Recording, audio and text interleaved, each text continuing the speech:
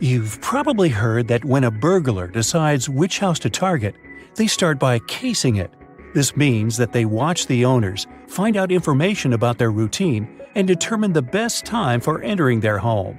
By the time they're ready to commit the crime, they already know for sure when there won't be anybody inside or when the owners will be distracted. One of the tricks thieves use to gather information about your routine is so simple that you may not even give it a second thought. But the next time you hear a quiet crackle under the sole of your shoe, stop and check what it was. The chances are high that you'll find yourself face to face with a crushed cookie. If that's the case, it's your clue that something has gone terribly wrong. The thing is, this is a rather effective tool criminals use to find out if you've left on a trip or when exactly you come home in the evening. A cookie is such an innocent object that people don't usually give it much thought, if they even notice it at all.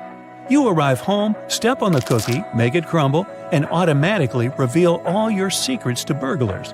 They know for sure if the house is lived in and can also figure out the schedule of its owners. Things get even worse if you're away from home. The cookie under the doormat remains whole, thus alerting criminals that the house is perfect for a break-in. So, if you find some treats under your doormat, that's pretty bad news. Someone is interested in your house and watching it. It might be a good idea to notify the police or take some safety measures. Now, the ploy with a cookie is just one of the numerous tricks used by burglars. One more sign that can alert you to the fact that you're being watched is white pebbles left near the house or in the driveway. This means that a criminal has already visited your home and marked it as worth entering. Another reason why thieves may have left the pebbles is to indicate that your house stays empty during the day. So, if you're walking along the street and notice a USB flash drive sticking out of a curb or a wall, don't get confused. You have most likely stumbled across a dead drop. Despite its ominous name, this is a global art project that has borrowed some tricks from the world of spies and espionage. Lots of people who know about this project are happy to be able to put on their black coat and dark sunglasses and go to swap confidential information with others. The thing is that many decades ago, spies had their own ways to exchange secret materials. There was a live drop when spies met in person, but this was often extremely dangerous. That's why a dead drop system was invented. In this case, some loose bricks in a wall in an alleyway hid important documents that had to be picked up later. Nowadays, there are more than 1,500 dead drops all over the world, and the accumulated data on these flash drives reaches 10 terabytes. You can come across a dead drop on any continent you visit, except Antarctica, maybe because there are not so many walls there. So, if you find one, what do you do with it? First of all, it's highly inadvisable to connect random USB flash drives to your computer. You never know what viruses are lurking there, looking forward to destroying your hard drive content. And while risk is a part of the game, don't overdo it. If you're 100% sure that you want to play, secure your computer as well as you can, or even better. Secondly, you can't even guess what information will be waiting for you on a flash drive. Anyone can download videos, photos, or text files, and this has already led to several problems. Speaking of which, have you got a parcel with a USB stick in it? Whatever you decide to do with it, don't plug the flash drive in. Such cases have been more and more frequent in Australia. The police warn people that hackers have invented a new tactic. They drop unmarked memory sticks to letterboxes. It'll probably come as no surprise that these devices contain malware able to mess up your computer. They evidently rely on human curiosity and, in all honesty, it pays off. People can't fight an inexplicable desire to check the contents of a mysterious gift. As a result, almost half of USB sticks received by post get plugged in. After that, people start having serious problems with their laptops and computers. For example, fraudulent media begins to stream service offers, or computer viruses harm files and programs on a PC. So, no touching the free flash drive, okay? Now, you leave a shopping mall, your office, an airport, and go to the parking lot to find your car. You unlock it and put the key in the ignition. When you're about to start your vehicle and drive away, you see something strange on your windshield. Is that a $100 bill wrapped around your wiper? Oh, you could certainly find a way to spend this unexpected gift. But do you really think someone accidentally put money on your windshield and forgot all about it? Beware, this is nothing but a ruse. Because as soon as you get out of your car to get a closer look at this mysterious banknote, the owner of the banknote will take action. They will get into your car and drive off at a record-breaking speed. Let's admit that no one would turn off their ignition and take their belongings with them if they got out of their car to check the windshield for a C note. As a result, in under a minute, you'll lose your car, your wallet, and your documents, and you'll be left stranded in the parking lot. People have recently started to find some article of clothing, like a shirt for instance, lying on their windshield or wrapped up in their wipers. If you ever happen to be one of these people, don't fall into this trap and don't try to remove the object. Just get in your car and drive away as fast as you can from the place you were parked. This seemingly misplaced garment is actually a new con being used by muggers and thieves. It works like this. If you see some random piece of clothing that prevents your wipers from moving or obscures your view, your first reaction will be to remove it, of course. But while you're distracted untying it or trying to get it off, the criminal has plenty of time to jump you. The most common place for this sort of scam is parking garages. They're usually badly lit and pretty deserted, which means there are few witnesses around and plenty of dark spaces for the attacker to lie in wait. Now, if one day you come home and notice some graffiti or markings on your door or house, call the police immediately. Even if it just looks like a teenage prank or a simple scratch, it's better to be safe than sorry, because burglars use certain marks to tell other criminals different things about your house. For example, something resembling a Roman numeral 2 means that the homeowners are rich, so the place is a great target. On the other hand, a crossed circle tells other burglars that there's nothing valuable to take from the house. Kinda makes you want to mark your own house like that.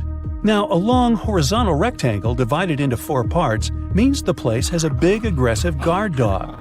A triangle divided into 2 parts by a vertical line tells criminals to hit the place only at night, while a reversed one says that a house or apartment is free after dinner. And something looking like a combined A and K lets their fellow burglars know that the house is always full of people. Hey, did you know there's even a fraternity for burglars who love to steal desserts named Iota Grab a Pie? Sorry I made that up. A new trick being used by car thieves, and that's the trick with a coin. They slip it into the space between the door and the door handle. When a car owner thinks they've locked the door with a remote, the vehicle is, in fact, still open. The coin prevents the lock on one of the doors from working. As soon as the owner walks away from the car, the thief has no problems at all opening the door and driving away. Another trick.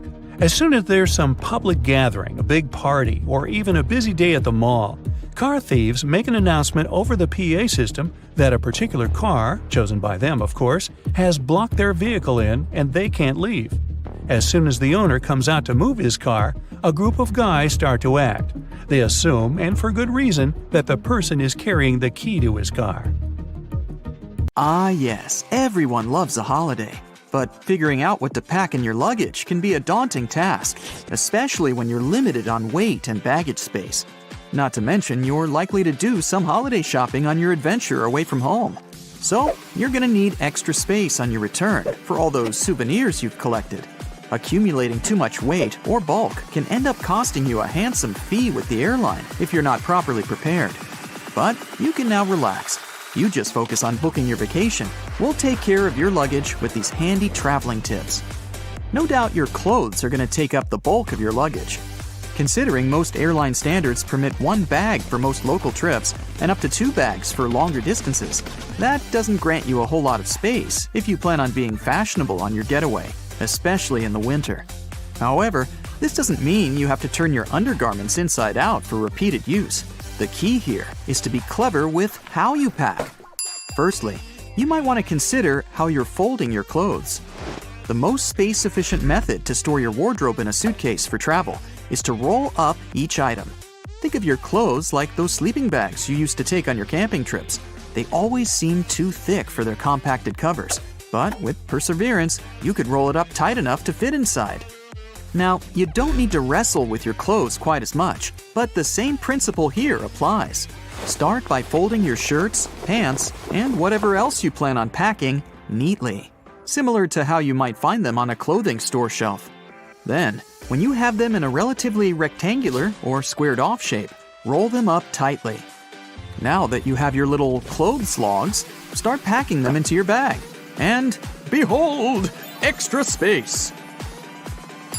Now, here's something we've all experienced arriving at our holiday destination. We drop our suitcase on the hotel bed, open it up, only to find all our clothes unfurled and scattered like a tornado stormed through our bag. Your luggage has had a rough journey from your home to your holiday destination. It's been dragged through airport terminals, tossed around by baggage handlers, and rocked back and forth during in-flight turbulence. A simple stationary item, rubber bands, will help you keep your clothes neat. Now that you've got them rolled up, place a couple of rubber bands around them to keep them from unfurling. This is an especially neat trick if you want to roll an outfit together as one. Maybe you've got head-to-toe denim that you can't wait to rock on your getaway. Fold up your clothes as before, then layer the different items of your ideal outfit atop each other. Roll them up as one, then use the rubber bands to keep them together. You can preemptively decide your day-to-day outfits before you even board the plane. However, you may still prefer to fold your clothes, especially business or formal shirts and pants. Lucky for you, we have a handy trick for that too. Instead of folding each item individually, we're going to lay it out all on top of each other. Start with your shirts and tops, alternating with one on top and one on the bottom, keeping the necks of your shirts at the center. Work your way down to your pants and smaller items until they're all laid out flat. Try to keep your pants in the middle. Finally, start folding your items in on themselves, with the shirts creating the outer layer, until you end up with a neat bundle, like a present. You should be able to sit your bundle squarely into your bag. Want to save even more luggage space?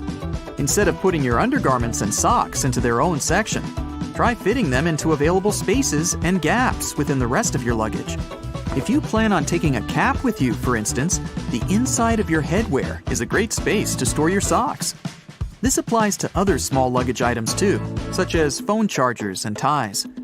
Though keep in mind that you can also lay your ties and belts out flat across the clothes in your luggage to conserve space.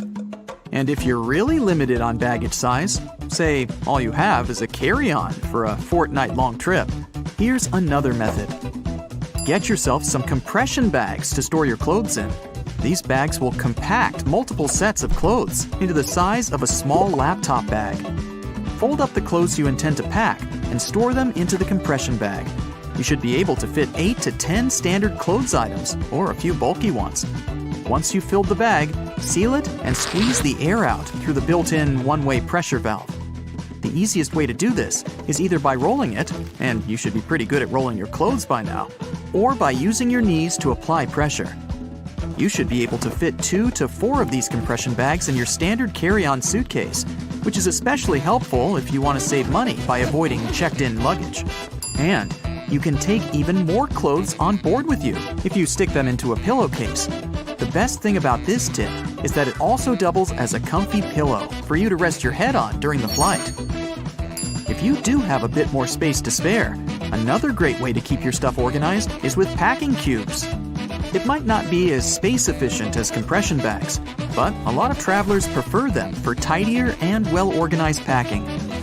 You might like to divide them by outfits or clothes types, such as one for pants and one for tops. You can easily purchase packing cubes from most online retail services and travel and camping stores. There are also packing cubes specially designed for one or more pairs of shoes.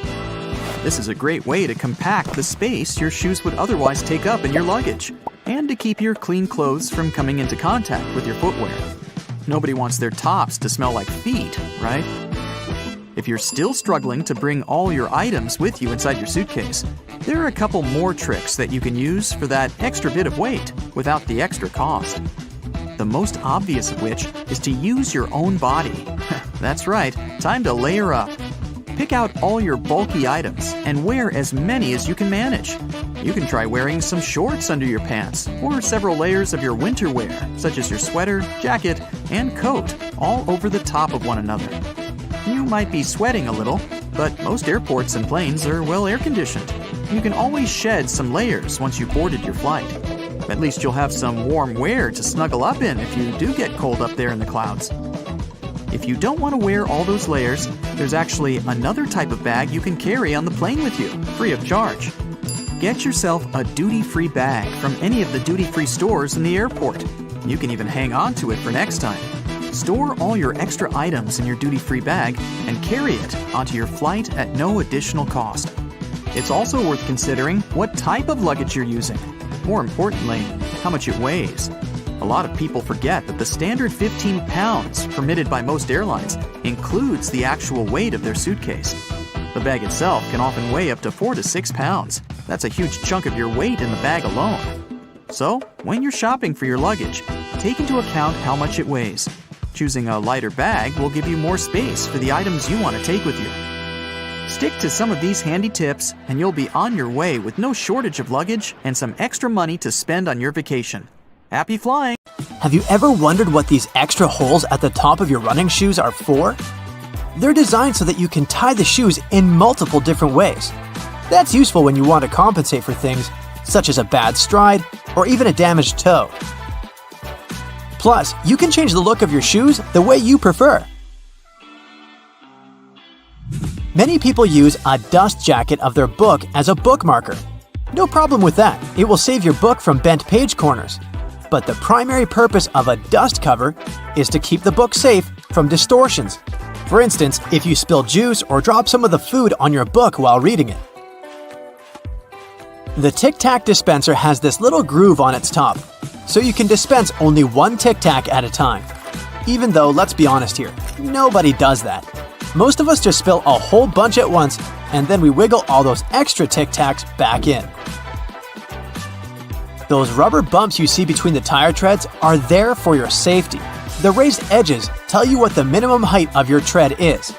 If the bump and the edges are even, it's time for you to visit the tire shop as soon as possible. But if the bumps are well beneath the level of the edges, you're good to go. What about that black grating on the microwave window? It's something called a Faraday shield, and it's there to prevent microwaves from getting away and turning the entire room into a Faraday cage. If the microwaves escape, your meal won't cook properly either. So yep, the cage is not there to make it difficult for you to see your meal while it's cooking. It's keeping the electromagnetic energy inside. How about a wrench-compatible screwdriver? Cover your screwdriver with the end of your wrench and you can increase its torque. That's why the head of your screwdriver is designed the way it is. When you have odd angles, you can use this strategy. You've probably heard those myths, the blue side of the eraser can erase the pen? False. Its purpose is to erase a pencil, but in case you're writing something on heavier paper. The blue side can remove smudges you see after using the pink eraser too. Have you ever wondered why oranges in supermarkets mostly come in the red mesh bag? It's a trick to make this food look more orange and encourage you to make a purchase. An extra tip, don't throw away the mesh bag. Tie it up so you can have a small pot scrubber to clean your sink, kitchen, appliances, and dishes. You can see golf balls don't have a perfectly round shape. Their surface is covered with many little dimples, something golf balls didn't always have. At one point, experienced golfers started noticing how, through time, older balls with imperfections, such as nicks and bumps, could travel further. Such things create turbulence in the air around the golf ball, which eventually reduces drag. So, manufacturers started producing balls with dimples so they could go farther and faster. You might have noticed that sometimes there are ridges in toothpick tops. It's more hygienic because when you break that off, you can prop the toothpick up on it, and it won't touch anything. Another safety feature you'll find, this time in your car, is a tab on your rearview mirror. With it, you can change the position of the mirror, so you don't get blinded if there's a car behind you with its high beams on. So this little tab helps you control the glare of lights coming from behind. This feature showed up in the 1930s, but in the early 1970s, it became a part of standard equipment in most trucks and cars. Do you see that tiny hole on your iPhone right next to the rear-facing camera? It's a microphone. and it's there so your phone can record sound as you turn your camera around. Some cables have a thick cylinder towards the end of the cord. It's called a ferrite core or a choke. It's a magnetic iron oxide that stops high-frequency electromagnetic interference. For example, you know that annoying static noise you get if you bring your phone too close to a speaker? This interrupts your call, which is why cable cords with big cylinders are pretty useful because they prevent these things. Do you know why nearly all luggage bags and backpacks have 2 zippers? It's way more convenient and easier to open in that way. But not just that, you can also lock these 2 zippers together to keep the stuff inside your bags safer. You know how toilets at public spots like malls have those big gaps at the bottom? It's primarily for better circulation of air. This type of door also makes it easier to clean the toilet or check if it's occupied if you're standing in line. Other than that, if you get stuck there and the lock gets broken, you still have a way to escape. You can just crawl out. Ever notice those plastic end caps on utility knives? And they also have scales on them, which indicates you may use them multiple times but with sharp edges. You can separate the blades through these plastic end caps. Then, you can move the slider and bring the sharp blade to the front. If you've ever taken a moment to examine a regular grocery cart, especially their fold-out section, you probably noticed those metal loops jutting out. They're designed to protect the items you carry in your cart. You can use them to hang bags with soft items. You don't want to accidentally squish with heavier products, like bread, or easily breakable things like eggs. Many coffee mugs come with curved notches on their bottom. When you're washing your mugs, put them against the rack at an angle in your dishwasher. This way, the water won't pool in there, so your favorite cup will be completely dry by the time you take it out of the dishwasher. If you're a McFlurry fan, you've probably noticed there's a square hole in the handle of the spoon. It's there so you can attach it to the special machine that mixes the ice cream and your favorite toppings together. The machine has a bar that slips into this square-shaped spoon and then thoroughly stirs it. And you get the spoon so they can minimize the mess during the process. Quite neat, wouldn't you say? A regular milk jug has a dent on one side. Some might see it as a random design decision, but a dent has several purposes. One of them is to get bigger if there's a gas buildup. This happens when your milk is spoiled. So you don't even have to try to check this out. Also, the dent is there so the jug doesn't burst if you accidentally drop it. The dent allows the expansion space that deals with the sudden pressure that happens when you drop the jug. Dental floss. Sure, it's important for your dental health, and it's easy to assume what you do with it. But dental floss is great in the kitchen as well, because it's a very precise cake slicer, way better than a regular knife. Most kitchen shears have a serrated opening right there at the center where the blades and handles meet. It's something you can use to trim difficult herbs such as rosemary, thyme, or chives.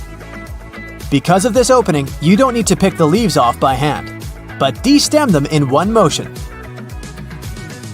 The majority of gelatin containers or single-serving yogurts come with a tinfoil lid, and in most cases, you can use this covering as a disposable spoon. Just peel away the covering, and after a couple of simple folds, you'll have a perfect little spoon for your midday snack. Crackers have holes in them to stop them cracking and breaking during baking. If the holes weren't there, steam would build up inside the cracker and make it collapse. Take a look at a soda bottle and you'll notice a disc inside the bottle cap. This helps seal in the liquid and the drink's fizz, stopping it from going flat. The long neck on your soda bottle is designed like that to encourage you to hold it there. That way, the heat from your hand will only warm that top bit of the bottle instead of heating up your whole drink. It's always hard to see your food in the microwave because of that pesky black grate on the window, but it's there to stop harmful microwaves from escaping. Called the Faraday Shield, it protects you as well as ensures that your food cooks properly. Food items like chips come with about 43% nitrogen inside their package. It might seem like they sell you half a bag of air, but it's exactly the opposite. Oxygen, the gas we breathe, would react with the chips inside the bag and make them go rancid quickly. It's called oxidizing for a reason. Nitrogen, on the other hand, is an inert gas that helps keep the foodstuffs fresh and also protects them from breaking during transportation. A bag of chips that has this gas cushion lets you enjoy your crunchies without them turning to potato crumbs. Donuts have holes in them so that the inside and outside cook evenly. Before the holes were added, the inside would often be greasy and doughy while the outside was crisp. Margins on paper aren't for writing in dates and numbering lists. They were originally added to serve a protective function. Back in the day, rats used to be a pesky problem in people's homes, and paper was one of their favorite snacks. Margins were added as a safeguard so that the rats would nibble on blank paper, rather than taking a bite out of your important work. That hole in your hollow lollipop stick isn't to prevent choking should it ever be swallowed. It's actually there to keep the candy in place. Excess candy flows into the hollow tube, and the hole, which when it hardens, keeps the pop in place. If it was a smooth stick, the candy would slide off easily. Vacuums come with so many attachments, but do any of us really know what that one with long bristles is for? It's for dusting and is perfect for cleaning framed art, blinds, and lampshades. What's the difference between a wooden hanger and a plastic one? Aside from helping keep your clothes in shape, cedar wood hangers also repel moths and bugs. Salt isn't just used for cooking. It can get rid of tough smells. Rubbing salt on your fingertips after chopping garlic should remove the smell. It also works on shoes. Toasters have a secret slide in the bottom that can be removed, so you can clean out all those annoying breadcrumbs. If you ever had problems with popping chocolates from the box, look at those little holes around them. They're there to help you. If you push a hole right next to the candy, it'll jump out easily. When you take a sip from a coffee cup with a lid, it decreases air pressure inside the cup, so air tries to get in.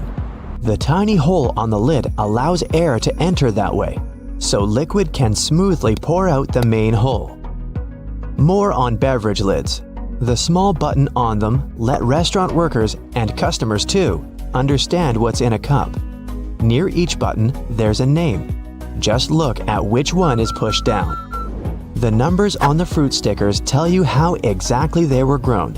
If there are 4 digits and the first is 4 or 3, the fruit has been sprayed with pesticides. If there are 5 digits and the first is 9, the fruit has been grown organically. If there are 5 digits and the first is 8, the fruit has been genetically modified. When you're on your way back to the car after bagging up everything you bought, use loops on a shopping cart to hang the bags. Now, softer items like bread, eggs, fruit, and veggies won't get squashed by the heavier goods. If you don't have anyone to hold the other end of your tape measure when you try to measure something, tap a nail on it. Now, simply hook your tape on it using the tiny hole all tape measures have. The square-shaped spoon that goes with a McFlurry helps to mix the ice cream toppings through the dessert. The spoon hooks directly to a machine and spins around. Padlocks that are used outside quickly get out of order because of rain. See this little hole in the bottom? It's made for pouring engine oil inside. Do this and the key will again turn in the lock without any difficulty. You keep banging the bottom of a glass ketchup jar, but nothing's coming out. Here's a little tip. Turn your ketchup bottle at an angle and tap on the middle of the neck. In many fast food restaurants, customers fill tiny folded paper cups to get a portion of ketchup or mustard. Here's the news. The cups are supposed to unfold and turn into small paper platters to hold a great deal more sauce. That little hole on the handle of a pot or a frying pan isn't just for hanging them on the wall. During cooking, put the end of your utensil in the hole, and it'll be propped over the pot to save your kitchen from extra mess. The blue or any other dark color bristles on your toothbrush are meant to remind you when it's time to get a new one. If you see that bristles have become pale, change the toothbrush or its head. An extra hole at the upper part of the sink has multiple hidden functions. First, in case someone forgets to close the tap, the water won't overflow and the bathroom won't get flooded. Second, thanks to that hole, the water drains faster as it gives an escape for the air, helping the water flow down. Most metallic zippers have a hidden lock inside them to save you from awkward situations, such as an undone fly. Don't leave the zipper handle in an upward position. When you pull it downwards, it automatically locks. It's all thanks to those tiny grooves hidden underneath the handle. Spoiled milk emits gases, like most foods when they go off. A classic plastic milk jug has a concave shape on one side, so when the gases expand inside the jug, it expands too, and the concave shape curves out. Also, if you want to save some milk for later and freeze it, the jug will expand when the milk gets solid as well, occupying more space in a jug. Bath foam isn't only for fun or a nice smell. It also helps regulate the temperature. The bubbles keep the water hot, so you can enjoy a bath a bit longer. Anyway, it works for acrylic bathtubs only. Those made of metal lose heat really fast either way. Many cups and mugs have little grooves on the bottom on purpose. They're designed for washing machines. The grooves let the water flow and not spill over your feet when you take the cup out. Also, those grooves let the air flow so the cup doesn't crack even if the tea is scalding. A point on an ointment cap is there for a reason too. Most tubes are usually sealed with foil, and it's better to avoid opening it with fingers unless you're ready to say goodbye to your nails. A point easily opens even the most safely sealed tube. Escalator brushes aren't for keeping your shoes clean and polished. It might be tough to apply wax right on that brush while the escalator's on the move. It's for your safety. Brushes won't let you come close to the edge, so a long coat or bootcut jeans won't end up in between the steps. All Tic Tac containers are designed to dispense one Tic Tac every time you open it. The lid has the same shape as the candy. Turn the container upside down, gently shake it, and slowly open it. You'll notice only one candy stuck between those lid grooves. So if you just open the container and shake it until 5 or even more candies fall into your mouth, it means you've been eating Tic Tacs wrong all this time. The pom-pom on top of your beanie wasn't put there as a fashion accessory. The pom-pom was originally added to the hat to prevent sailors from banging their heads on the ceilings of the ships that were too low. Airports are some of the most visited and, at the same time, mysterious places out there. So, let's see what's going on behind the scenes and what secrets airports hide. At some airports, there are special people called profilers. Such people bring to life a special program called SPOT, Screening Passengers by Observation Technique. They analyze your mimics, gestures, and behavior in order to detect suspicious people.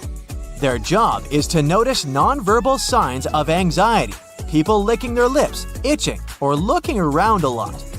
If a profiler notices a person acting in an unusual way, they can invite them for an inspection. There, they talk to this person, trying to find out more about them and confirm, or not, their suspicions. Airport agents might also be watching you all the way from the security check to your gate. Some airports have facial recognition scanners that can easily track you. They're equipped with special software that compares passengers' faces with their IDs. Keep in mind that if you don't charge your laptop before the flight, it may be confiscated. It's not uncommon for an airport security officer to ask you to power your device up. If you fail to do it, your gadget can be taken away for an additional check.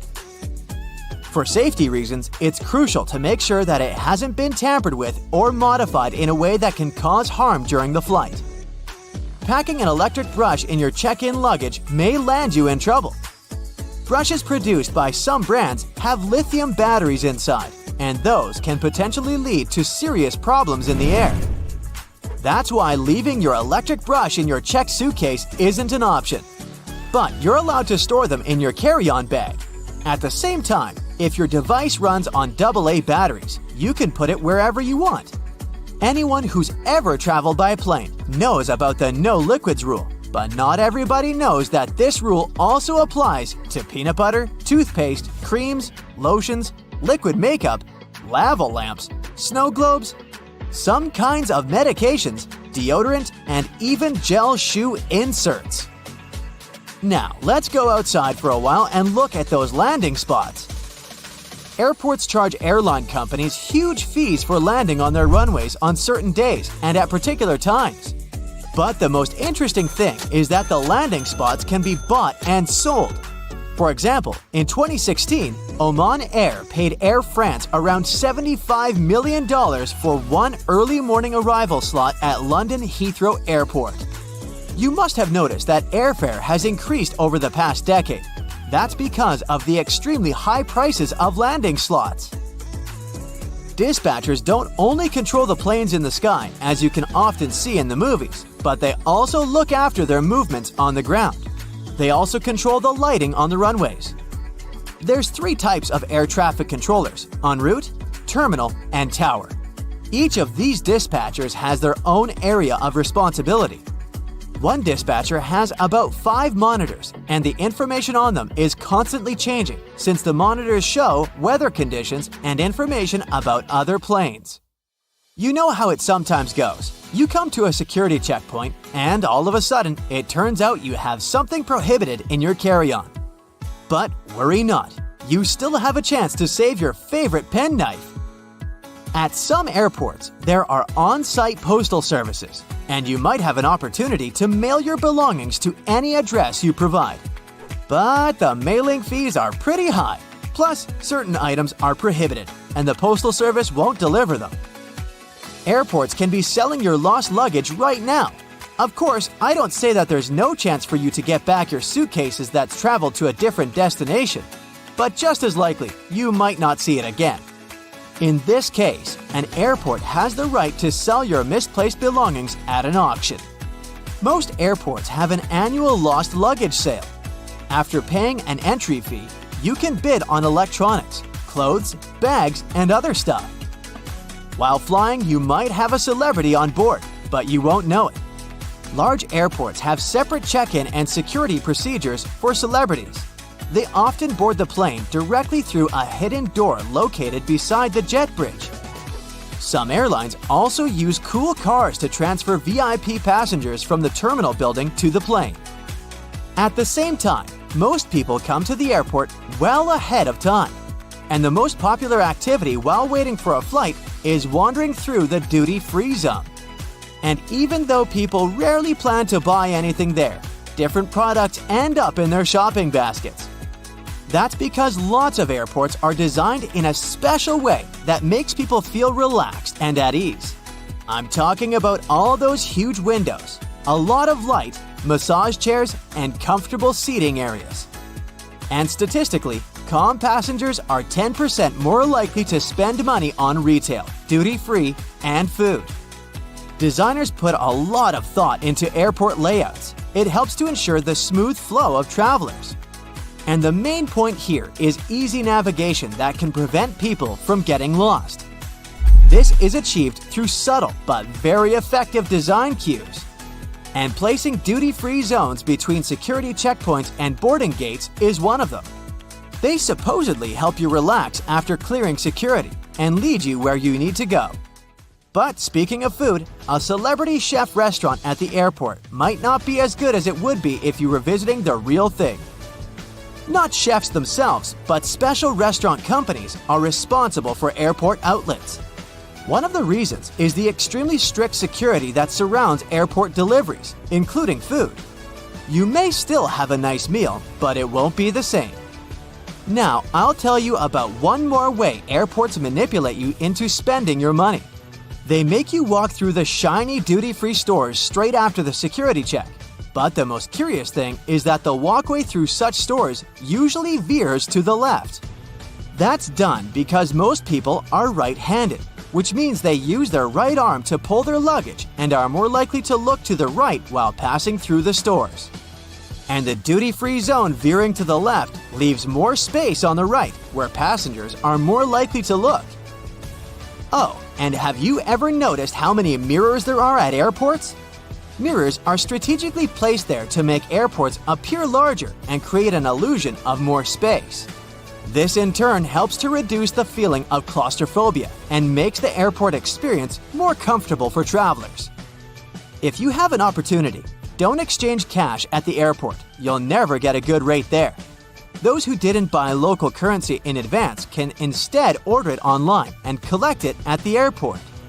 Some services only need a few hours' notice for such an order, or it might even be better to use an ATM to withdraw some cash at your final destination. Now, have you ever paid attention to airport codes? The most often used are 3-letter codes. Why this number? Back in the 1930s in the USA, pilots used the National Weather Service's 2-letter city codes to refer to airports. But soon, the number of airports in the country outgrew the number of such codes. That's why airlines expanded this system by adding the 3rd letter. It was usually X. That's how LA, Los Angeles, turned into LAX. But even though there shouldn't be 2 airports with the same code, some of these codes sound so similar you could easily mistake one for the other. For example, look at this airport with the code CGP in Bangladesh. And here we have CPG. It's the code of an airport in Argentina. It's dangerously easy to fly to the wrong place, so pay attention. Many airports have carpets at their gate areas. This nicety usually comes with a few other perks: lower ceilings, comfortable seats, and pleasant natural lighting. All this costs more for airports, and carpets are not so easy to clean as hard floors are. But they create a cozy feeling for passengers waiting for their flight, making them more relaxed. Still, it isn't a gesture of goodwill on the part of airports. According to social research, calm passengers are about 7 to 10% more likely to go window shopping and actually buy something in the lounge area or duty-free zone. So, by investing in the passengers' comfort, airports actually increase their own income. If you ever wanted to know what happened to your baggage while you're on board a plane, the short answer is that airport staff don't actually know once it leaves their territory, and they probably really don't care. Sorry. Baggage is sorted automatically. Scanners scan the barcode and sort the baggage according to its destination. The 3 main tasks of airport baggage handlers are to move your bags from the check-in area to the gate, to move them from one gate to another when you have a connection, and to move your bags from the plane to the baggage claim area. And that's it. So if your luggage doesn't move fast enough, it can be late for your connecting flight, or the exact opposite. Your bag gets to your destination before you do because you're stuck at passport control. Another problem can arise if you forget to tear off any old stickers showing a different destination. In this case, the scanner might send your luggage to the wrong country. Most airports are equipped with giant kitchens where the food for passengers is prepared. These kitchens usually cook food for different airlines at once. And since that oh-so-delightful airplane food must be cooked for about 6 to 10 hours in advance, these kitchens have to work 24/7. And however surprising it might sound, the menu for your flight is developed up to a year in advance. This is a common practice for most airlines because every single ingredient matters and adds to expenses. In fact, one airline managed to save $40,000 after they removed just one olive from every salad they served on their flights. Airport staff sometimes ask passengers to rub their hands on a piece of cloth before putting it into a special machine. It might seem kind of scary, but it's actually harmless. You're simply being checked by a machine called an atomizer. Before their working day starts, employees put samples of dangerous chemicals into the machine. The machine memorizes these smells, and in case a person's hand smells like those chemicals, it alerts airport staff to this danger. You know how it sometimes goes. You come to the security checkpoint, and suddenly, it turns out you have something prohibited to take on board in your carry-on. But don't worry, all the things seized during the pre-flight inspection can be stored at the airport for as long as 3 months. On top of that, you have an opportunity to mail them any address inside the country. Things taken away by security and weren't claimed can also get sold at special auctions and are delivered worldwide. If you have a long layover between flights, going to the nearest hotel to rest might not be the cheapest option. There's a much better trick. Check if the airport or airline sells 24-hour access to the VIP lounge zone. In most cases, you can have free snacks and drinks there and use free shower cabins and rooms for rest at a very affordable price. In multi-terminal airports, search for underground passageways connecting terminals that most people might not know about. For example, at Frankfurt Airport in Germany, there's a walking tunnel between Terminal 1 and Terminal 2 that's mostly used by employees since passengers are simply unaware of its existence. There's an actual term for the first 60 minutes after you clear check-in. The golden hour. It's the time that passengers statistically spend more money in retail and duty-free areas of the airport. And having the most comfortable seats in those areas right in front of the shops is a clever trick to lure you in for shopping. Let's admit, sitting in front of a comfy chair while looking at a flashy sign or shopping window can be tempting, and that's exactly what the airports want you to feel. If your flight is overbooked and you can't fly at the designated time, don't hurry to accept the first voucher you're offered as an apology. Normally, airlines keep raising the stakes until they have enough volunteers to give up their flight seats. And if they don't, and you've been bumped involuntarily, you can insist on a cash refund instead. Depending on your ticket price and the time of your delay, you might be entitled to as much as $1,300. Most airports have specific experts called profilers. These people practice what's called SPOT, or the Screening Passengers by Observation technique. They carefully analyze facial expressions, gestures, and behavior in order to detect suspicious people. Their job is to notice the nonverbal signs of anxiety, such as people licking their lips, itching, or looking around a lot. If a profiler notices a person acting in a weird or off way, they can invite them for an inspection, where they can talk to a person to find out more about them. Profilers work in both the main halls and in passport control. The typical question they ask is, "What's the purpose of your visit?" Then they check the person's reaction to this inquiry. No matter how reserved a passenger is, if they have something to hide, TSA officers will find out, thanks to the tiniest cues in people's behavior. Before your luggage even gets on the plane, it goes through 5 security levels, and one of them, besides scanning the contents, includes being checked by a special dog that can sniff out dangerous chemicals. It's a well-known fact that a dog's nose is much stronger than that of any human. In fact, dogs distinguish smells from 10,000 to 100,000 times better than people do. No wonder airports take advantage of this super sense for security and regularly use these sniffer dogs to detect suspicious substances. What's really cool is that you can't even distinguish a detection dog from its civilian siblings. Unlike police dogs, the ones working at airports aren't trained to frighten or intimidate people. The most popular sniffer breeds are golden retrievers, labs, and German short-haired pointers. Charging your phone at a specifically designated spot can look convenient, but it's not really safe. If the charging station only allows you to plug in your cord, you might get malware installed on your phone with you none the wiser. The only safe way to charge your phone or tablet is to find an electric socket and use it with your own charger. Same goes for free airport Wi-Fi, apart from the airports requiring you to authenticate yourself more often than not. Someone can easily access your data while you're using an unprotected Wi-Fi hotspot. It's safer to use your mobile data, but if you absolutely have to use the airport's Wi-Fi, best clear or encrypt all your important data on your device. It might be exasperating to take your laptop out of your carry-on at the security check every single time. But the airport staff need to have a clear look at your device to make sure nothing is concealed inside. On the screen of an X-ray scanner, a laptop looks like a semi-transparent object with a clearly visible hard drive, CD drive, and whatnot. But security officers can't see what's behind some of those parts. For example, a dense and rather large battery. People tend to choose the closest security line to them. If that line turns out to be super crowded, just look around after ID and ticket check. You may see another checkpoint with much fewer people. Some checkpoints at the airport are situated at the far edges of the terminal, and that's why passengers fail to notice them. Applying for a TSA pre-check can be a great time saver for traveling in and out of the US. Being a member of this program has some great perks. First, getting through security and passport control happens faster. If you're a pre-check traveler, you won't have to take off your shoes or remove your belt, and forget about placing your stuff like liquids and laptops in special bins. If you aren't flying to or from the US, Then you can look up similar services available in your country. If you're flying economy class but don't like it, who does?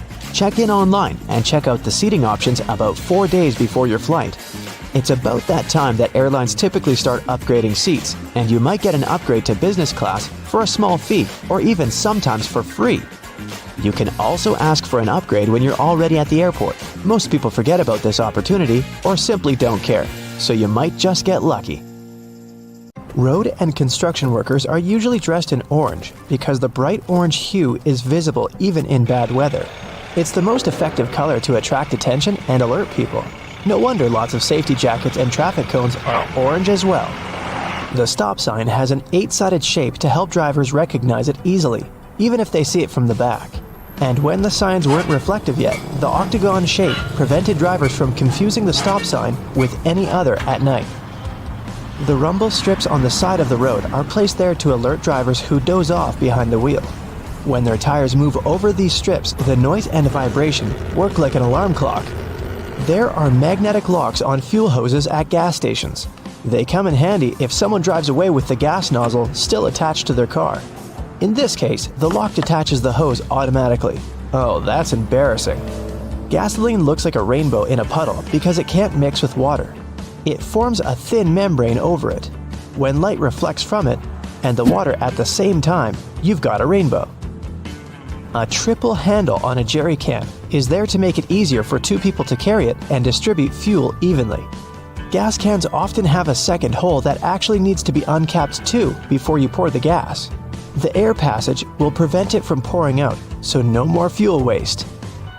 Most gas cans have 2 holes with caps, a bigger and a smaller one. You're supposed to uncap the smaller hole before pouring gas inside the bigger one. It'll prevent the liquid from glugging and spilling all over your clothes and the ground. Another little thingy we often neglect is a point on an ointment cap. Most tubes are usually sealed with a plastic film or foil, and opening it with your fingernails isn't the best idea.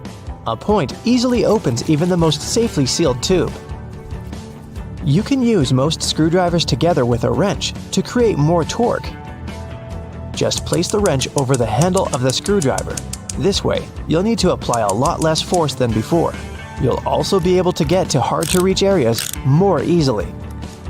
They install cameras in shops, banks, and hospitals to monitor everything. If something happens, you can call the police or rescuers. The camera really helps to solve a lot of problems. Why are there no cameras on planes? The crew keep order on the plane, but they won't be able to do anything if something serious happens. Besides, there's nowhere to run on the plane.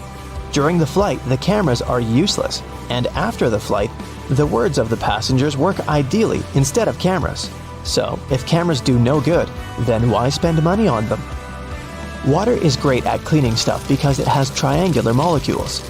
They're made of 1 oxygen and 2 hydrogen atoms, H2O. Such molecules have slightly different charges on their opposite sides, pretty much like magnets.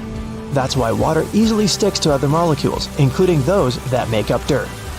Lots of private houses have triangular-shaped roofs because this allows rain, snow, and fallen leaves to slide off the slope.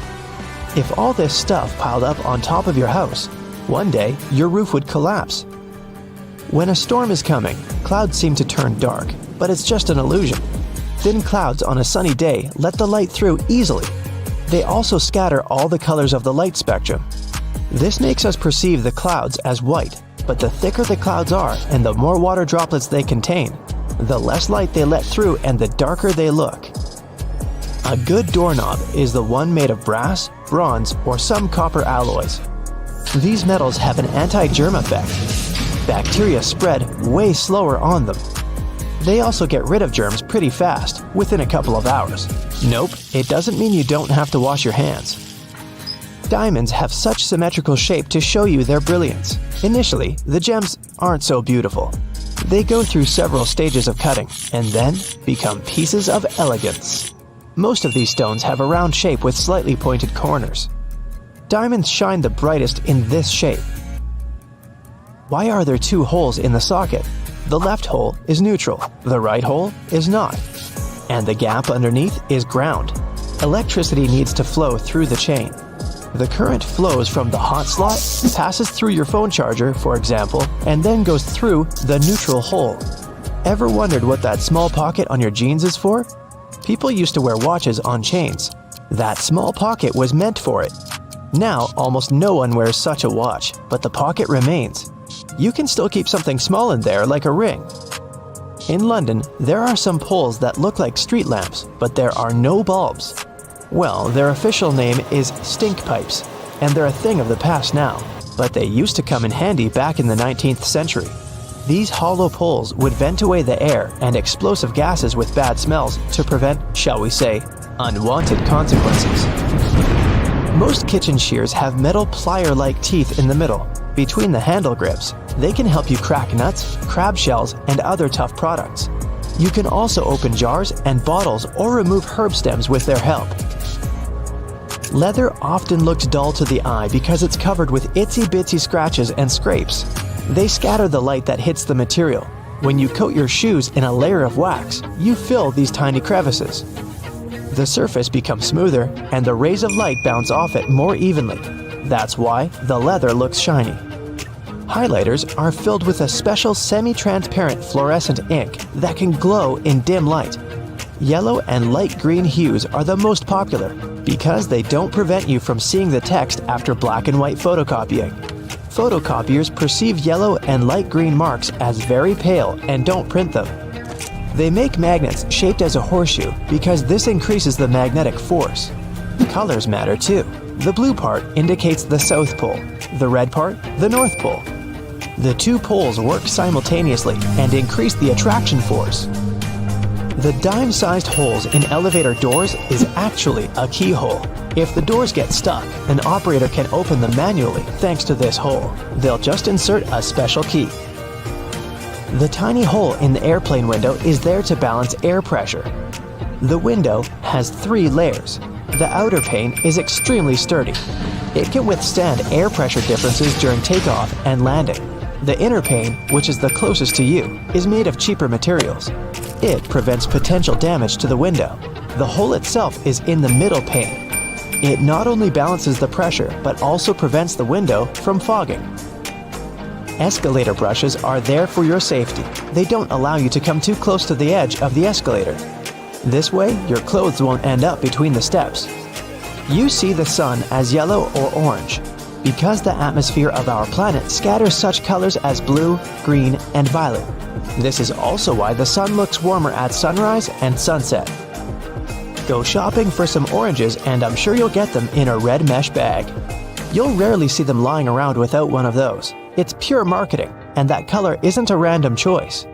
When packed in a red mesh bag, oranges appear more orange, fresher, and more appealing to you. So, you're more likely to buy them, right? Lemons are usually sold in green mesh bags for a similar reason.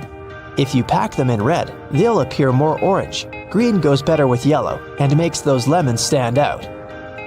Mattress manufacturers make a limited number of different mattresses, and the only way to make them look different is to come up with a fancy stitching pattern. 2 mattresses of 2 different companies might be the exact same quality, but cost differently. Most people will never know it and will decide that different patterns mean something in terms of quality. So, when shopping, don't mind the pattern at all. Almost all hotels have white bed sheets. They choose this color specifically to show how high their standards of cleanliness are. The whiter and brighter the sheets are, the more luxurious the hotel seems. It's much easier to see dirt and stains on white linen. It's like proof that you've checked into a clean room. That little yellow hook you can see from the airplane's window if you're sitting next to the wing is there to help you in case of an emergency landing. Inflatable slides can only be deployed from the emergency exit doors in the front and the tail of the plane. In the middle, the passengers would have to walk right out on the wing and get to the ground from there. But jumping from the plane wing isn't safe because it's just too high. And here's where those little yellow hooks come in handy. The flight attendants tie ropes from the doors and through the loops for the passengers to hold onto. This way, everyone can safely get to the ground without injuries. Now, you want to try to avoid cozying up under airplane blankets. Some airlines only wash them about once a month. Better use your own travel blanket, a scarf, or a jacket, and always remember to wear your shoes while walking around the plane. That carpet on the floor can't and won't be cleaned to perfection between flights. It's just too much time and effort for the cabin crew.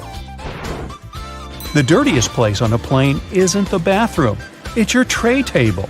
It has 8 times more bacteria than an onboard toilet flush button. Now, in case of emergency, oxygen masks only have enough airflow to last for about 15 minutes. Luckily, it's just the amount of time a plane needs to find a suitable landing place or to at least descend to the altitude where people won't need oxygen masks anymore. You may wonder why you're asked to lift your seat back and close your tray table before takeoff and landing, but it's for your own safety. A reclined seat is comfy for you, but it makes it harder for the passenger behind you to get out of their seat, which is crucial in case of an emergency. The lower tray table is the same way, only this time it's you who won't be able to stand up fast enough if anything happens. Besides, the tray table prevents you from assuming the secure position in the event of an emergency landing. This position requires you to bend over in your seat, put your head between your knees, and cover the back of your head with your hands. Imagine doing that while your tray table is open. If you look around the cabin, you'll notice little black or red triangles around the midsection of the plane. These stickers let the flight attendants know where the airplane wings are located, so they can immediately look out the right window to see if something is amiss outside. You shouldn't lower the window shades while taking off, taxiing, or landing for 2 reasons. First, the flight attendants must always be able to monitor the situation outside, and open shades help them with that, obviously. Second, if something's gone wrong on board the plane while it's on the ground, for example, a fire, the ground crews won't be able to see it and evaluate the situation before going in unless the windows are open. That tiny hole you see at the bottom of any airplane window isn't there to scare you nuts. In fact, it helps keep the pressure from the inside and the outside of the window equalized. The hole itself is only made in the second layer of glass, and there are 3 of them overall, which also helps with security, by the way. Even if the outer glass breaks, there will still be 2 more to keep you safe. Now, you might see flight attendants touching the overhead compartments while they're walking along the aisle, but that's not exactly what they do. Right beneath the compartments, there's usually a handrail that goes all the way through the cabin, so you can also use this trick to stay firmer on your feet in the aisle. The pilots dim the lights in the cabin during nighttime, not for you to get cozy and sleepy. Our eyes have a hard time adjusting to darkness in the first few minutes of sudden lights out. And in the case of emergency, every second matters. So the lights get dimmed to let you get used to darkness in case something happens and you have to act fast.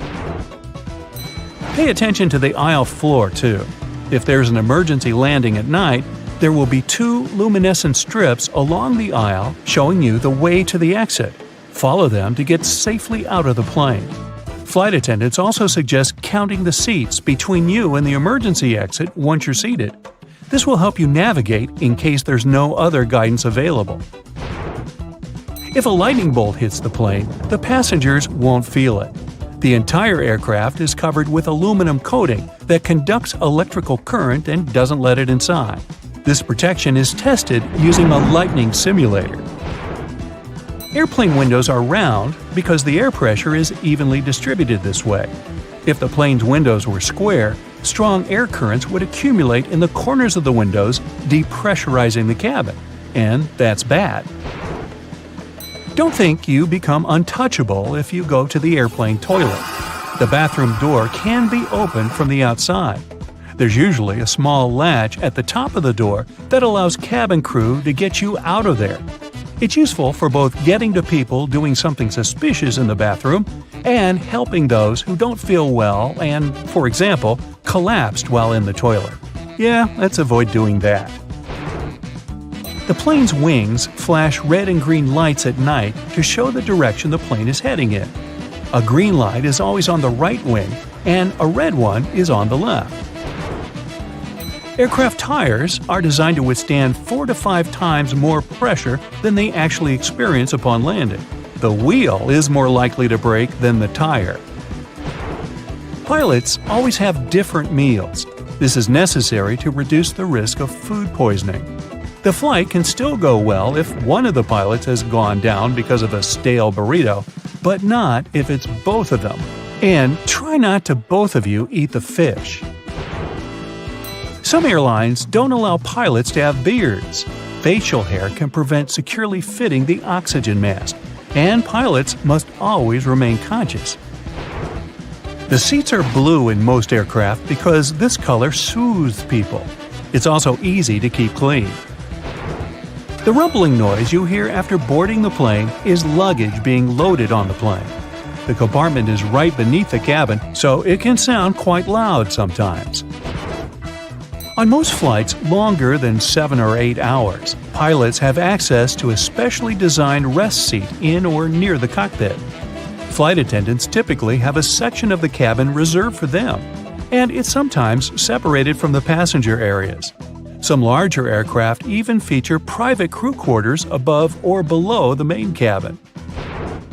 The wings of most passenger aircraft are located at the bottom of the plane. It's called a low wing. Firstly, if you install the engine under low wings, it'll be closer to the ground and easier to repair. Secondly, the wings will take on part of the shock in case of a hard landing. And if the plane falls into the water, then the wings become a life-saving pillow. By the way, a plane can stay afloat for 10 minutes to 60 hours. It all depends on the model of the plane, weather conditions, and pilot skills. Now, most airplanes are white because this color best reflects the sun rays and the aircraft body doesn't heat up as much. Also, the damage is best seen on white, and white paint is simply cheaper. Shoulder straps seem more secure than just a waist belt, but not in the case of planes. When the plane gets into turbulence, it's tossed a bit in the air. The waist belt will simply hold you in place in case of a more severe shake. Shoulder straps would require more space between the seats, and this is not justified on a plane. In a car, the impact is usually much stronger, so you need that shoulder strap not to whoosh through the windshield. Flight attendant seats do have passenger straps, but that's because they are much less comfortable than passenger ones. They're narrower and positioned facing the passengers. Flight attendants need extra protection simply not to fall off their seats if the plane shakes hard enough. Also, they have to help and direct people during potential evacuation, and for that, they need to be in top shape. Now maybe you've noticed that you always enter the plane from its left side. Firstly, the captain usually sits on that side. This way, it's easier for the captain to align the plane with the terminal jet bridge. Also, the aircraft is fueled and loaded with the baggage on the right side. If passengers come from the left, the crew can do their job undisturbed. If you look at it on the street, you'll think a fire hydrant is about 3 feet in height. But the actual size of the device used to provide water supply to firefighters all over the world is twice as large. That is, if you count the rest of the hydrant, which is hiding underground. They're mostly red, and it's not just a matter of urban design. First of all, they need to be of bright, easily noticeable colors so firefighters can spot them fast when they need to. The choice of color depends on how much water the hydrant can hold. It can sometimes vary depending on the location, but here's the breakdown. A red fire hydrant can splash 500 gallons of water per minute, while an orange one at least 1,000 gallons.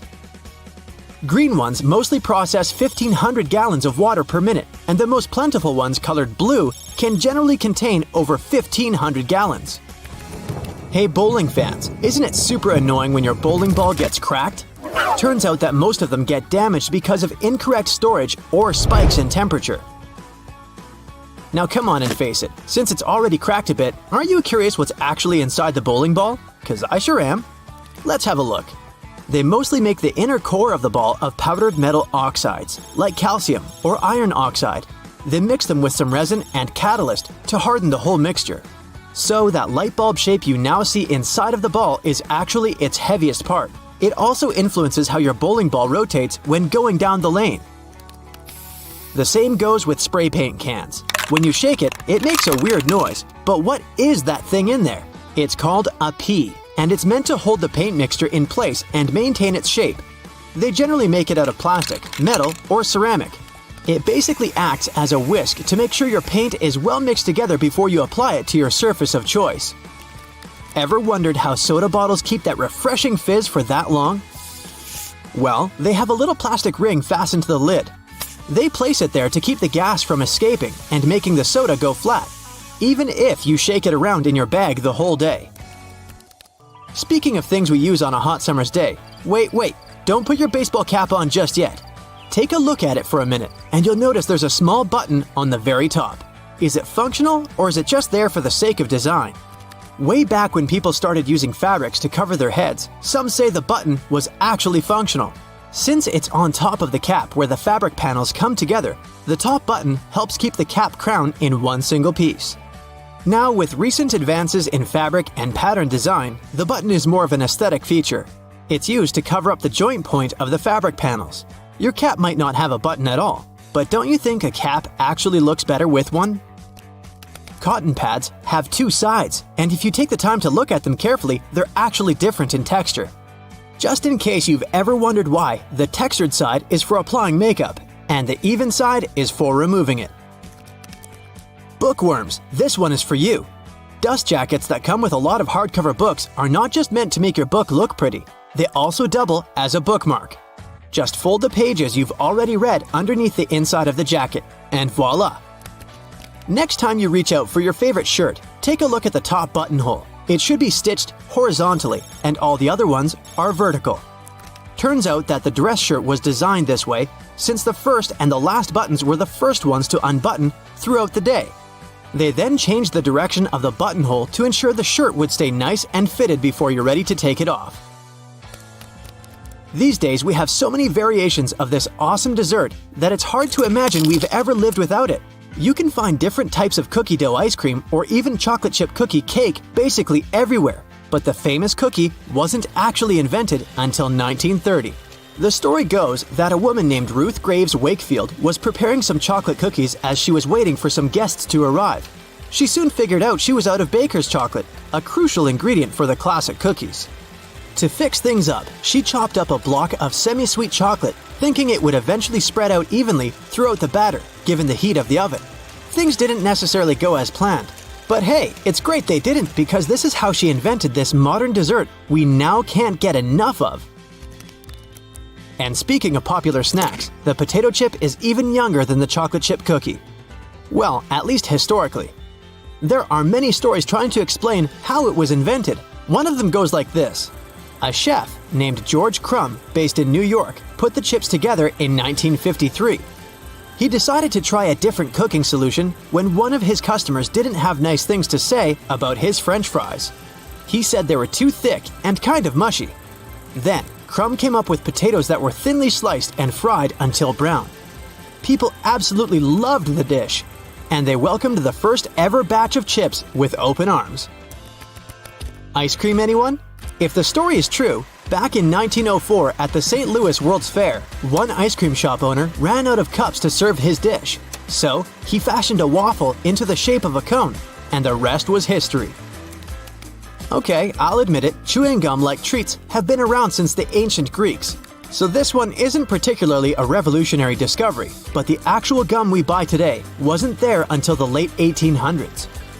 An American inventor named Thomas Adams wanted to mix together different chemicals to create rubber. He tried and failed, for that matter, to play with chicle for his experiment, but ended up fashioning this neat treat. They still use chicle to this day to produce most chewing gums. Back in the 1800s, there lived a man named Jean-Baptiste Joly, who worked in the fabric industry as a textile maker. How he came up with this next invention that we use a lot these days has less to do with him and more to do with his maid. The story goes that the woman accidentally knocked a kerosene lamp over onto a tablecloth. Instead of getting upset over the damaged fabric, Joly noticed that the substance actually made the material cleaner. Figured it out yet? Yep, that's how the idea for the very first dry cleaner popped up. A very neat accident, if I do say so myself. Now this one I loved. Did you know matchsticks were initially called friction lights? Or at least that's how their inventor, a chemist named John Walker, called them back in 1826. He scraped a stick coated in chemicals across his hearth totally by accident one day and realized that they ignited and created a spark. Initially made out of cardboard, they were then made using wooden splints and sandpaper. Back in the 1940s, a man named Harry Coover stumbled upon a chemical formulation that seemed to stick to everything it touched. The scientific community at the time didn't look much into it, as the formula didn't seem to have many applications back then. It wasn't until 1951 that he looked a bit more into the formula and decided to repurpose it, along with a fellow Eastman Kodak researcher named Fred Joyner. They gave it a proper full name. But you must know it by the shorter version: super glue. It also has many uses in security these days that it's hard to believe that we didn't come up with this one on purpose. Back in 1903, a scientist named Edward Benedictus knocked over a flask by accident. He looked down and was amazed to see that the glassware had just slightly cracked but maintained its shape. He was expecting it to break into a million tiny pieces. Curious about this hidden feature, he looked into it and figured out what was keeping the glass together was a substance coating the inside of the glass. Ta-da! That's how humanity came up with safety glass. Hey, have you ever been vibing out in your room, listening to some of your favorite songs, admiring the subwoofer of your speaker as it delivers magnificence to your eardrums? We all have. But have you ever asked yourself why that same speaker, along with other speakers across the globe, is almost always black? Some of you are probably screaming at your screen right now about your speaker being green, red, or any other color found in the rainbow. Number 1, I said almost always. And number 2, if you look closely at the gorgeous design of your brightly colored music player, you'll often find that the speaker beneath it is still colored black. One possible explanation for this is that the original technology of speakers had a diaphragm with black particles on it. So as soon as a sound is amplified, it sends a charge through the diaphragm, and these black particles are driven upwards. The carbon particles bouncing and touching the upper membrane of the diaphragm are responsible for creating some of the distinct sounds from our speakers that we all love so much. Speaker manufacturers must have gotten tired of their products changing color with prolonged use, combined with these black particles settling on the upper membrane of the diaphragm. So, their logical solution was to color most speakers black.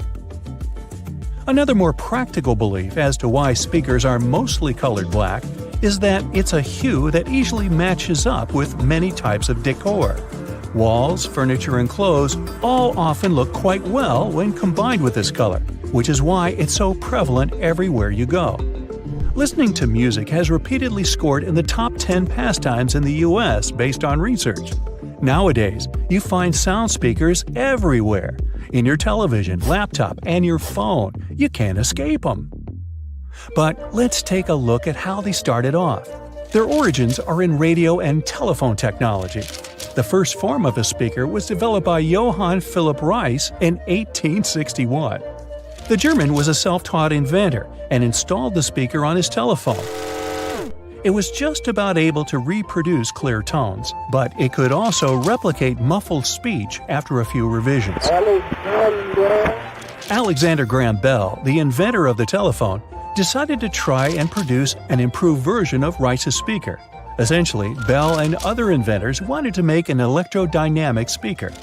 By 1877, it was still yet to exist, but due to the desire of inventors worldwide to change this, research confirmed that it was extremely possible to make one. In particular, the work of Werner von Siemens, who came up with the idea of an electromagnetic coil-driven speaker, was a driving force in arriving at this conclusion. Why are there magnets in speakers, you might ask? Every speaker nowadays has an electric current, something the inventors were discussing would never have taken for granted at any point in their lives. When this electric current is changing, it produces a magnetic field. To make the panel of the speaker move, magnets are used to create an opposing magnetic field which creates vibrations. These vibrations are the sound we end up hearing. The bigger the magnet, the louder the speaker will be. Another inventor by the name of Thomas Edison from the US had filed a British patent for a system using compressed air for an amplifying mechanism. The first commercial electric loudspeaker saw the light of day only in 1924. The sound quality produced by this speaker was good enough for motion pictures. It took nearly 20 years for the next groundbreaking development in the world of loudspeakers. This came with the arrival of the duplex driver in 1943. It offered better clarity and coherence at high volumes, which was important in movie theaters. Fittingly, it was nicknamed the voice of the theater. The duplex driver was immediately tested by the Academy of Motion Picture Arts and Sciences and instantly made its film house industry standard in 1955. Until now, this loudspeaker design is still used. Indeed, the film industry does seem to put a lot of effort into its sound, and so do the theaters we watch them in. You may have noticed that these buildings often have thick curtains on the walls. These are soundproof or acoustic curtains, and both are much thicker than regular curtains. They will either consist of heavier fabrics that are tightly woven or have better quality linings. This means that these curtains will absorb sound and reduce the acoustic reflection off the ceiling, windows, and flat walls of the room. This ultimately creates a much better sonic experience. The carpet floors are so thick in theaters for the same reason. It helps to trap sound by providing insulation. From a practical standpoint, this carpet is also set up to prevent the sound of footsteps during film screenings. This concept of trapping sound is also the reason why putting a phone inside a cup will make the phone's speaker seem louder. Any speaker sitting or suspended in an open space projects its sound in all directions. As the speaker vibrates to create sound waves, an equal amount of energy leaves from both the front and the back. By placing a speaker in some form of enclosure, we can redirect some of the energy that comes from the back of the speaker and project it forwards. By putting the speaker in a cup, you're directing the sound more efficiently. It travels only one way, making it seem louder than what you'd hear when you take it out of the cup. Speaking of phones and speakers, ever wonder why your mobile device makes your speaker produce a buzzing noise? This can occur when the two gadgets are near one another and your mobile is trying to send and receive data. The transfer of information produces electromagnetic disturbances in the medium around the speakers. It creates noise in the audio, and as a result, you can hear the buzzing sound coming from the speaker. A simple way to protect the amazing vibe your speaker is creating for you from this irritating buzzing noise is just to move your phone away from your speaker, or vice versa. This will eliminate what is officially known as electromagnetic interference. Research across America shows that, on average, 74% of people own 2 or more pairs of headphones. 46% of them mention they listen to their headphones for more than 2 hours per day. Some choose the headphones by their looks, others by the sound quality. In either case, finding the right pair is important, since a lot of people are willing to spend over $100 on it. Headphones have become a true fashion accessory. That's why well-known figures are trying to make an impact in the headphone industry like it's the fashion industry. Music moguls Dr. Dre and Jimmy Iovine came up with the idea for the now world-famous Beats by Dre headphones brand. They were walking along the Pacific Ocean one day in 2006 discussing a sneaker deal as they had an offer on the table from a major brand in that arena. After some discussions, they decided they wanted to do something they were more passionate about and landed on headphones. The duo's idea turned into a brand that was purchased by Apple in 2014 for $3 billion.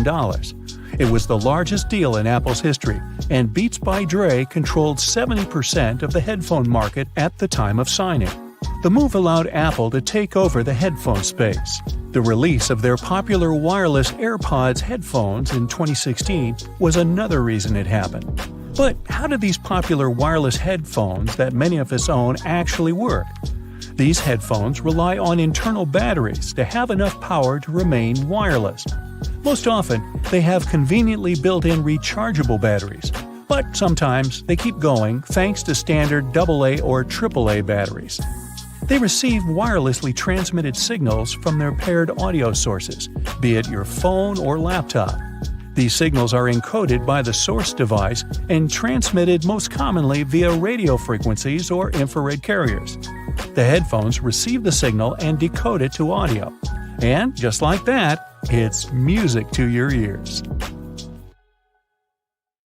The cylinder on the end of a cable is sitting there, useless as it might seem. In fact, this is a ferrite bead that assists with many electrical wires to reduce electromagnetic interference. Electrical wires act like unintentional antennas, broadcasting the EMI. There's a reason why the spinning wheel inside their microwave is circular. A circular object will evenly distribute the heat as opposed to a rectangular and square one. When you place containers of these shapes inside, the energy is focused on the corners rather than spread evenly like in a round container. The temperature gauge on a toaster is commonly used to determine how crisp you like your toast, but the other, more specific use for the gauge was for the different types of bread. White and sweet types of bread heat up much faster as opposed to heavier brown and rye ones. The older bread is, the more time it will need in a toaster to ensure the golden brown result you're looking for. Most ovens give you the option of leaving the door ajar when broiling a dish inside. You probably think the goal here is to help cool down the oven after use. In reality, its purpose is to focus on cooking the top of the dish and to ensure a crusty layer. Controlling the buildup of heat and steam by releasing it through the slightly ajar door gives you the desired result without cooking the entire dish to a crispy end. You probably have noticed that your dishwasher has specific areas for different types of cutleries and dishware. But all the dishware pieces should be facing towards the center and not all in one direction. What types of foods were on the plates will also determine where they should be located in the racks. As the middle of the machine gets the strongest spray, carb-based stains from tomatoes and potatoes should be placed there. The detergent is more focused on the outside during the clean, creating a waterfall-like cleanse. That's why protein-based stains, like from eggs for example, should be stacked there. Ceiling fans push cool air down on a hot day, circulating the room.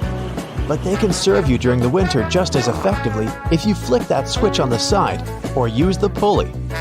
So if you want to save some money on heating and try to quickly warm up your room on a cold day, turn the fan on. It will push the air up and spread the warm air around, more effectively warming the room up. Do you still use sticky notes instead of those fancy new apps on all possible gadgets? Welcome to the club. Regardless of what you use them for, they can annoyingly curl up. If you've had this issue, it's because you've peeled them from the bottom upwards. Doing it this way causes the curling. Peeling them from the side will ensure they remain flat, ready to remind you of your daily tasks. Did you know that can openers weren't invented until 50 years after preservation cans had been readily available? So how would it be possible to open a can? There are a couple of alternative methods just in case you've misplaced your trusty opener. All you need is a metal spoon. Set the can down on the counter, hold onto it firmly, and grasp the head of the spoon tightly. Apply pressure and vigorously rub the edge of the can's top over a small area. It takes time, but as you continuously rub, a small indentation soon opens a hole. Once the hole is wide enough for the spoon's tip, pry the lid upwards and keep going along the edges until you can finally access the hard-earned meal within. Most toilets rely on water pressure and gravity to function, so a power outage will not affect them. But if yours does need electricity to function, you must be worried about using it when the power is out. The good news is the power is only used to fill the toilet and not to flush it. As the flushing mechanism will still work, open the toilet tank and pour in a couple of gallons, and you're free to flush away whatever you need to. Blockages in shower drains occur over a long period of time. It's inevitable. We lose 50 to 100 hairs a day, and many of them will endeavor to reside within our shower drains. Hair only forms the foundations of the blockage, and this attracts the buildup of various other things. A great life hack is to use your vacuum cleaner and put the nozzle in the hole once removing the plug. Apply a wet cloth around the nozzle, ensuring air cannot escape. The vacuum will suck up the blockages a lot easier. This will help avoid any extra cost from plumbers, as they themselves use this technique. To make your candles last longer, trim their wicks multiple times and keep them as far away from water and moist as possible. It will guarantee that your candle's wax stays firm and steady and continues to burn slower for a longer period of time. The empty space between the panes of the oven door is there for a reason. You can stick a brush in there to clean the oven door glass. It's easy to access this space through the bottom of the door, open the lower shelf, then push the brush through the hole. While you're parking in a garage, you might find it difficult to determine how close to it you need to be. Not all cars have sensors ensuring you keep the right distance before the bumper makes an indentation on the wall. Applying a rope with a tennis ball from the ceiling at the right distance will help you learn the best distance to park from the wall. We've all been told to loosen a lock with WD-40 or lubricant. Yes, we all know we should have these around the house. But in case you don't, a great alternative is drawing with a gray lead pencil along the edges of the key and then putting it into the lock. Continue doing this until the keyhole has been adequately lubricated and the key functions smoothly. Pliers are prone to damage when you use them to adjust faucets and shower heads and are also difficult to grip. Take a couple of pieces from the end of an old garden hose and attach them to the jaws of the pliers. You'll find a huge improvement with grip and will avoid wear and tear. You can find a good use for discarded rubber for different things around the house. When fed up with tightening or loosening with a screwdriver, try using a simple rubber band.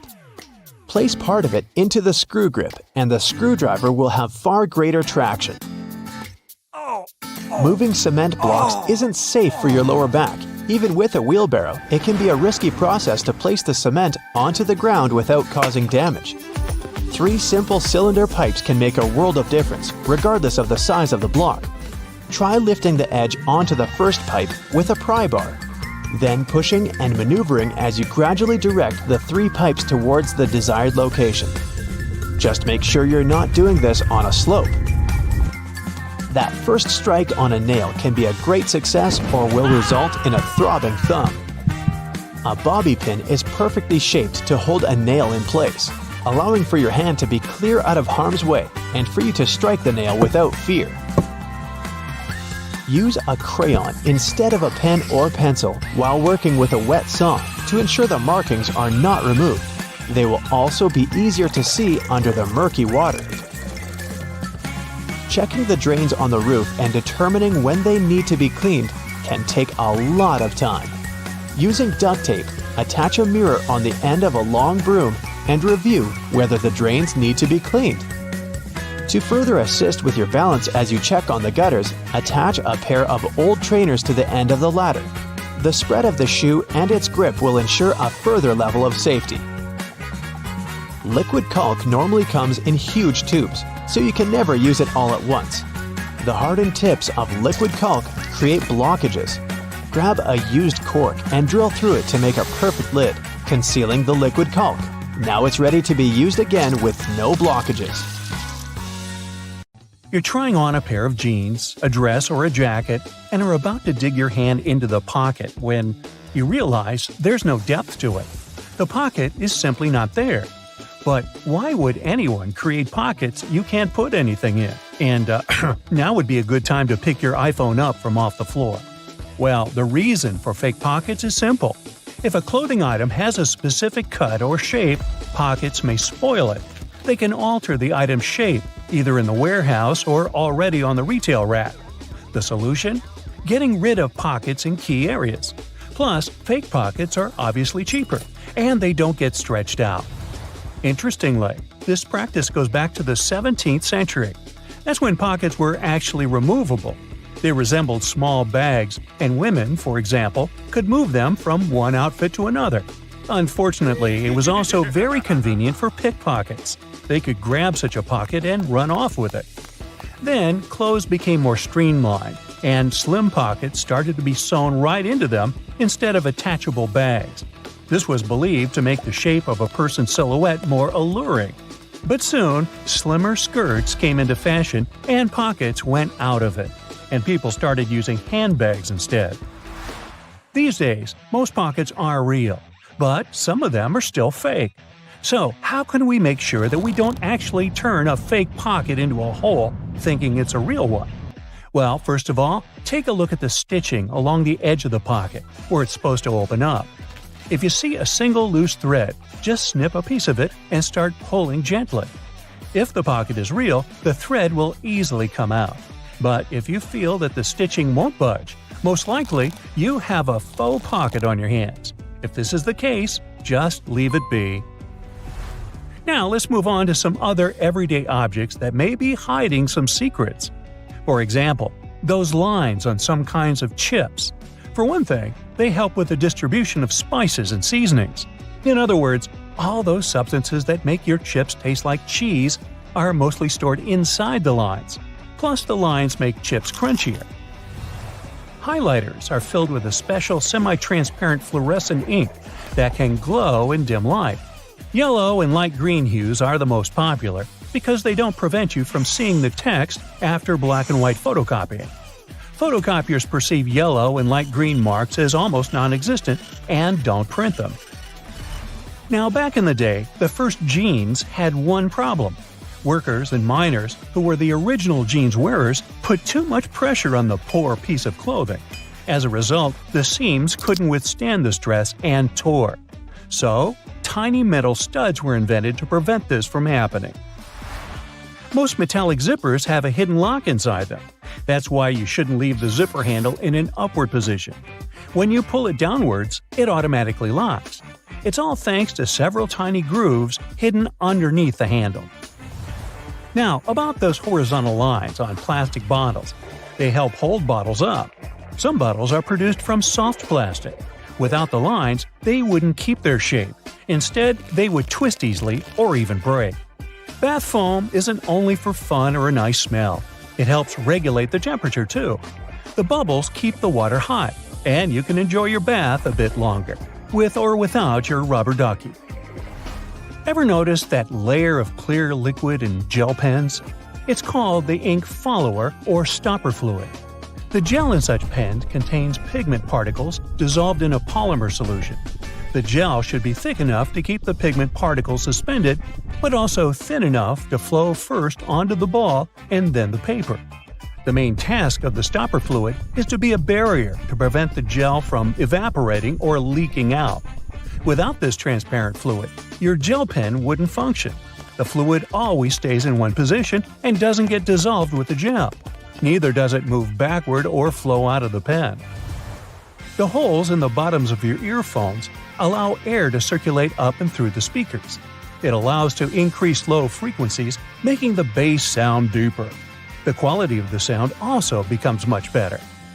Some plastic milk containers have dents on their sides. Try as they might, they just cannot park without some damage. Nah, I made that up. These dents serve several purposes. For one thing, when milk spoils, this process usually causes swelling and high-pressure buildup inside the container. Oh boy, that's when the dent comes in handy. It pops out and doesn't let the jug blow up. Plus, if you ever decide to freeze the milk, it will expand like any other liquid. And then again, the indentation will pop out and prevent the container from breaking inside your freezer. That's a good thing. Airplane windows have rounded edges, and that's a crucial safety measure. It prevents aircraft accidents. Weak spots are usually situated in the corners. If airplane windows were square or rectangular, each of them would have 4 potential weak spots. Under pressure, they would collapse. If you look closely at a tram's overhead lines, you'll see that its contact wires zigzag back and forth instead of going in a straight line.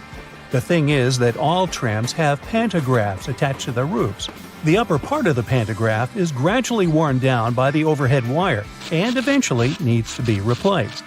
To wear it down evenly, the wire is not installed strictly along the tram's path, but in zigzag patterns. As the tram moves, the pantograph slides along the wire and it wears down evenly. You might have wondered why some gas cans have two holes with caps, one bigger and one smaller. Before, I thought that the little hole was used when you poured something into a smaller container. But I was wrong. A very infrequent occasion. In reality, you're supposed to uncap it before you pour the gas inside the bigger hole to prevent it from glugging and spilling on your clothes and on the ground. Most of the buttonholes on a shirt are vertical, but the top and sometimes bottom ones are horizontal. The reason is simple: these two buttons slip out more often than others. Luckily, producers have found the solution that can prevent these buttons from slipping out: horizontal buttonholes. What engineering! Buttons tend to slip out less from such buttonholes. Stick sachets of sugar or salt are easier to open than many people think. There's no need to tear off one of the ends. The right way is actually to tear them down the middle. Some boots have loops sticking out on the back. Their main purpose is to help you pull your shoes on easier. Just tug on the loop while you're pushing your heel into the boot. You can also use these loops to hang your boots on a hook when they're dirty or when you want to dry them after washing. Or you can run your laces through the loop if you want to tie them around your ankle. When you're on board the plane, you might spot a little triangle over your seat. Such triangles show the flight crew the best spots to check the plane's flaps through the window, just in case they're flapping. If your shoes are really slippery, just take a bit of sandpaper and rub it on the soles for better traction. They'll become more grippy and you'll be able to wear them out in the rain. Now, if they get too wet, they might turn gripey, but that's only if you have talking shoes. If you drill several holes at the bottom of your garbage can, putting in and taking out trash bags will become much easier. You won't have any problems with suction. You can usually find some silica gel in bags, shoes, and many other things you buy. This shell absorbs excess moisture. Don't throw it away. Each time your shoes get wet, put a few packets of silica gel inside. The thermos wasn't actually invented to keep your coffee warm. It was made by a Scottish scientist who just wanted a safe place to put his chemicals at a stable temperature. So he took two bottles, put the smaller one inside the bigger one, and vacuumed out the air between them. Well, anyway, thanks for the hot coffee. There's nothing better than a nice piece of buttered toast for breakfast, if we're not counting hot fudge sundaes. But if you find it harder to spread out cold butter over your toast, here's an idea. Use a cheese grater. Figure out the amount you need and grate the product. The process will also soften the butter, making it easier to spread, and you won't have to melt a too large amount of it in the process. But still, that hot fudge. Dried pasta comes in all sorts of different shapes and sizes for a reason. That's because each type of pasta goes best with a particular sauce. Pasta shells, for example, are perfect with denser and chunkier sauces. Why? Because the sauce gets inside the shells, making it easier to serve and eat the dish. The ribbed outer surface also helps with covering the shells in the sauce. If you ever end up burning your cookies, you can save them with your trusty grater too. Just grate off the blackened parts after carefully taking the cookies from the baking tray. But be careful and wait until the cookies have cooled down. Also, if you ruin their shape a bit, you can always dip them in some melted chocolate. Ooh. After the chocolate cools down, you'll have perfectly shaped cookies. Although, after it gets past your lips and beyond, does the shape of the cookie actually matter? Just saying. If you like adding a lot of ingredients to your sandwiches, but don't really appreciate it when the bread gets soggy, there is a way to reduce the amount of moisture. Pick your sliced tomatoes or cucumbers and place them between two paper towels for up to 5 minutes. After that, you can use them. Also, make sure to spread butter, cheese, or sauces like mayo or ketchup onto the bread first. This will help you seal the bread and keep moisture at bay. Some people think that the little white string that you find near an egg yolk needs to be removed before you cook the egg. Well, I'm here to tell you that these strands are called chalaza, and you don't actually need to get rid of them. They help keep the yolk in place at the egg's center. A chalaza is not going to mess up the consistency or the taste of your food, so removing it is completely up to you. Ever notice that most juice boxes come with 2 flaps, one on each side? Those are actually handles. Manufacturers design the boxes this way to make it easier for us to hold them. This way, we don't end up squeezing the box, making the juice spill out. Now, you don't need to be a baking pro to know that you can use both white and brown sugar in your recipes. But have you ever wondered what the difference between these two is? It turns out that the only thing that sets them apart is that, during production, a small amount of molasses is added to the brown sugar. Molasses is basically a sort of syrup you get when processing sugarcane. It's usually removed during the refining process. That's how white sugar is produced. But if some amount of molasses remains in the final product, we end up with brown sugar, with its specific taste and darker hue. It's a good thing. There are a lot of things you can put in your dishwasher apart from your dishes. For example, you can clean such things as your silicone oven mitts or the knobs of some kitchen appliances, like your oven or stove. Some kitchen sponges and reusable towels may be safe to clean in the dishwasher as well. Speaking of kitchen cleaning products, there are a lot of things you can do with dish soap, like degriming your patio furniture. Just add a bit of dish detergent to some warm water and use the solution to wipe down your outdoor furniture with a piece of cloth. Finally, rinse it clean using your garden hose. You can also use dish soap to get rid of greasy stains on your clothes, be it pasta sauce or salad dressings. Hey, sometimes we miss our mouths. So, just apply a little dish detergent to the stain and then rinse with water. Use non-colored soap for lighter clothes.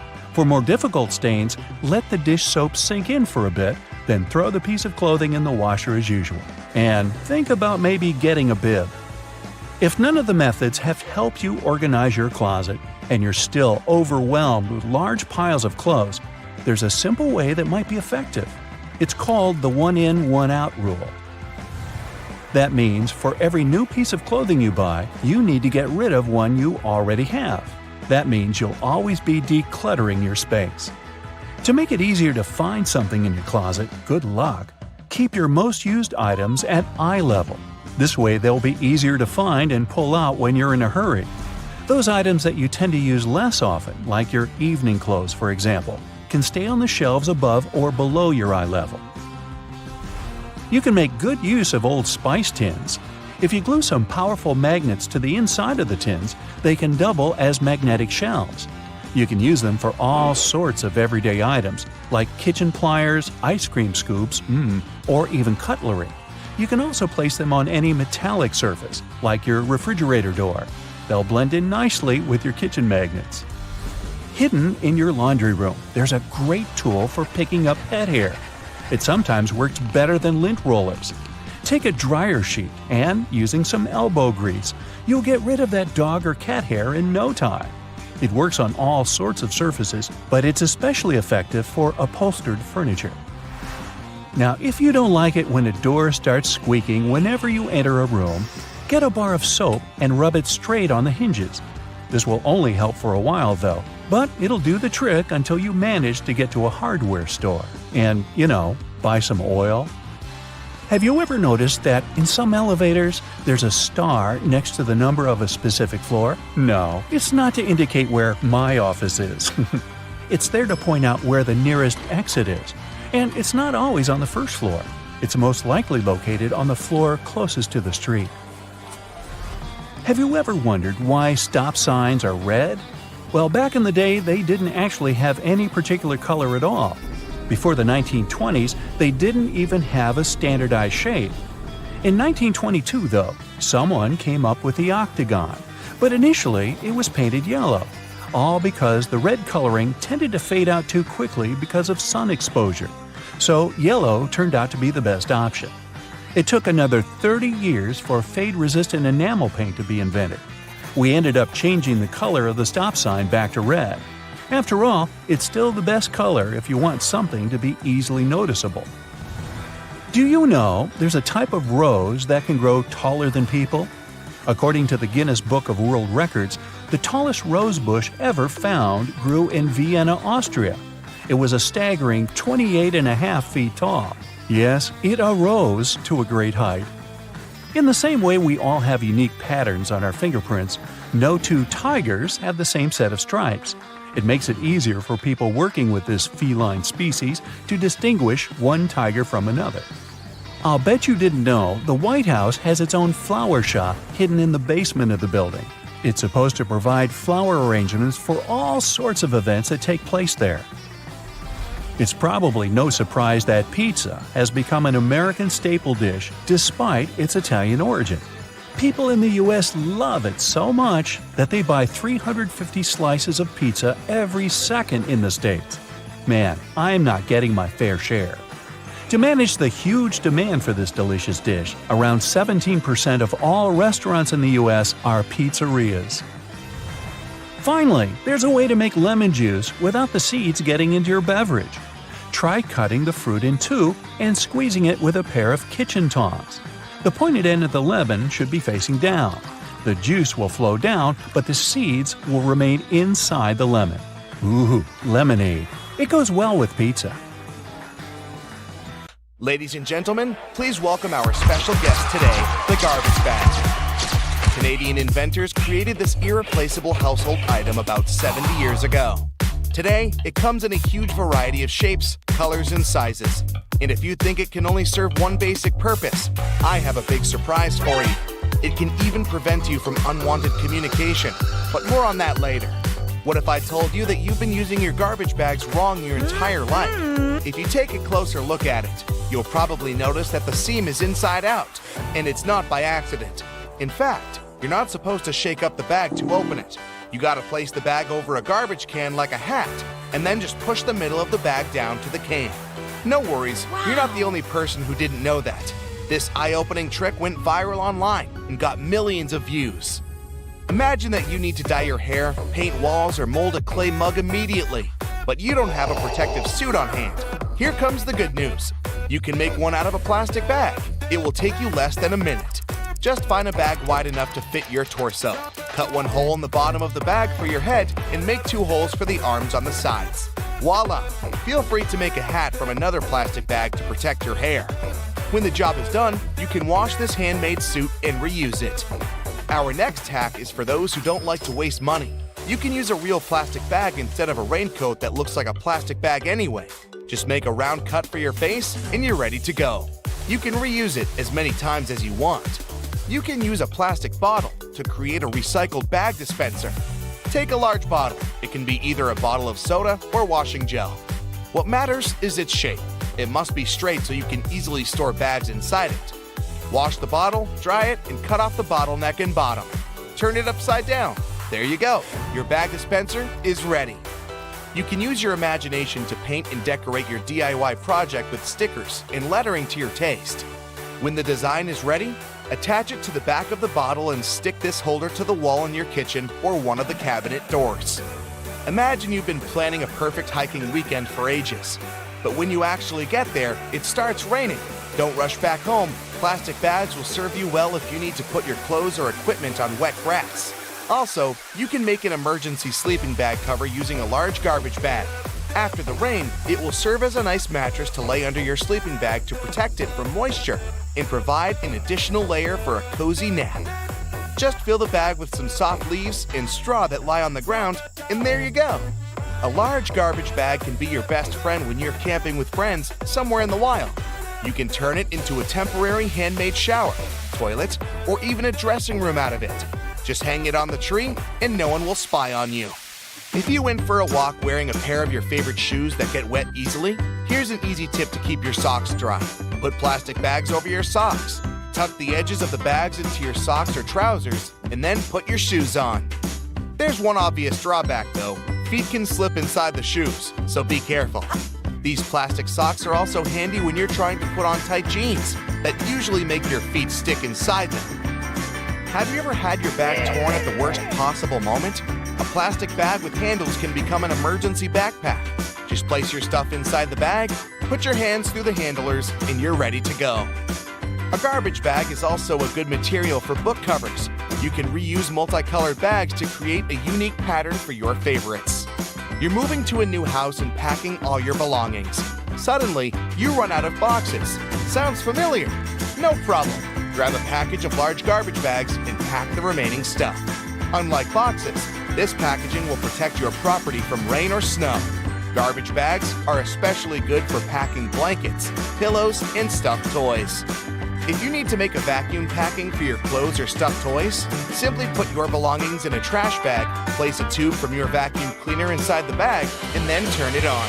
The vacuum cleaner will remove all your excess hair from the bag, and you'll save space in your suitcase or basement. Someone really special has invited you home to cook a romantic dinner together.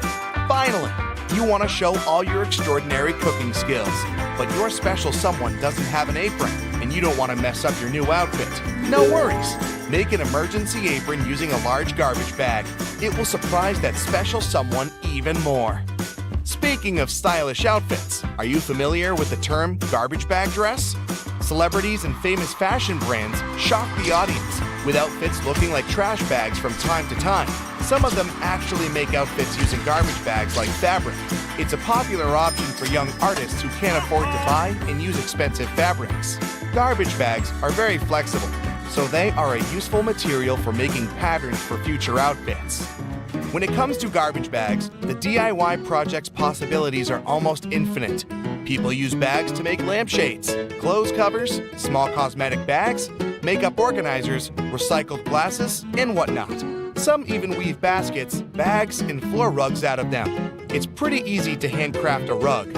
You need to cut several bags into equal strips and weave a long braid from these strips. Now twist this braid into a spiral and tie or glue each layer together.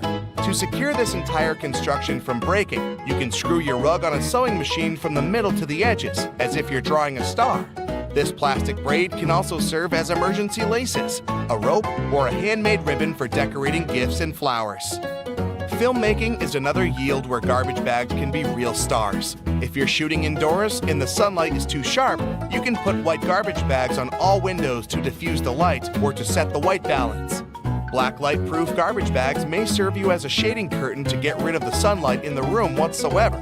Feel free to use a white bag to create a diffused light bulb. Inflate the bag like a balloon and put it next to a lamp, but make sure to use a LED light so it doesn't get too hot. Everyone knows that touching a plastic bag with a hot iron is a bad idea because it will melt. But this lets us create unique shapes from this colorful and affordable material. Want to make a unique designer vase? Take a bowl and cover it with paper tightly. Then wrap the matching strips of plastic bag around the bowl. Now place another layer of paper on the top and gently iron over the entire surface of the bowl. Voila! The plastic's melted and you got a new stylish and eco-friendly vase. Garbage bags can produce very cool sound effects. If you live in a desert where it never rains and need to recreate that relaxing sound, use a plastic bag. It's always better to speak up like an adult, but if that doesn't work for you, here's a quick fix.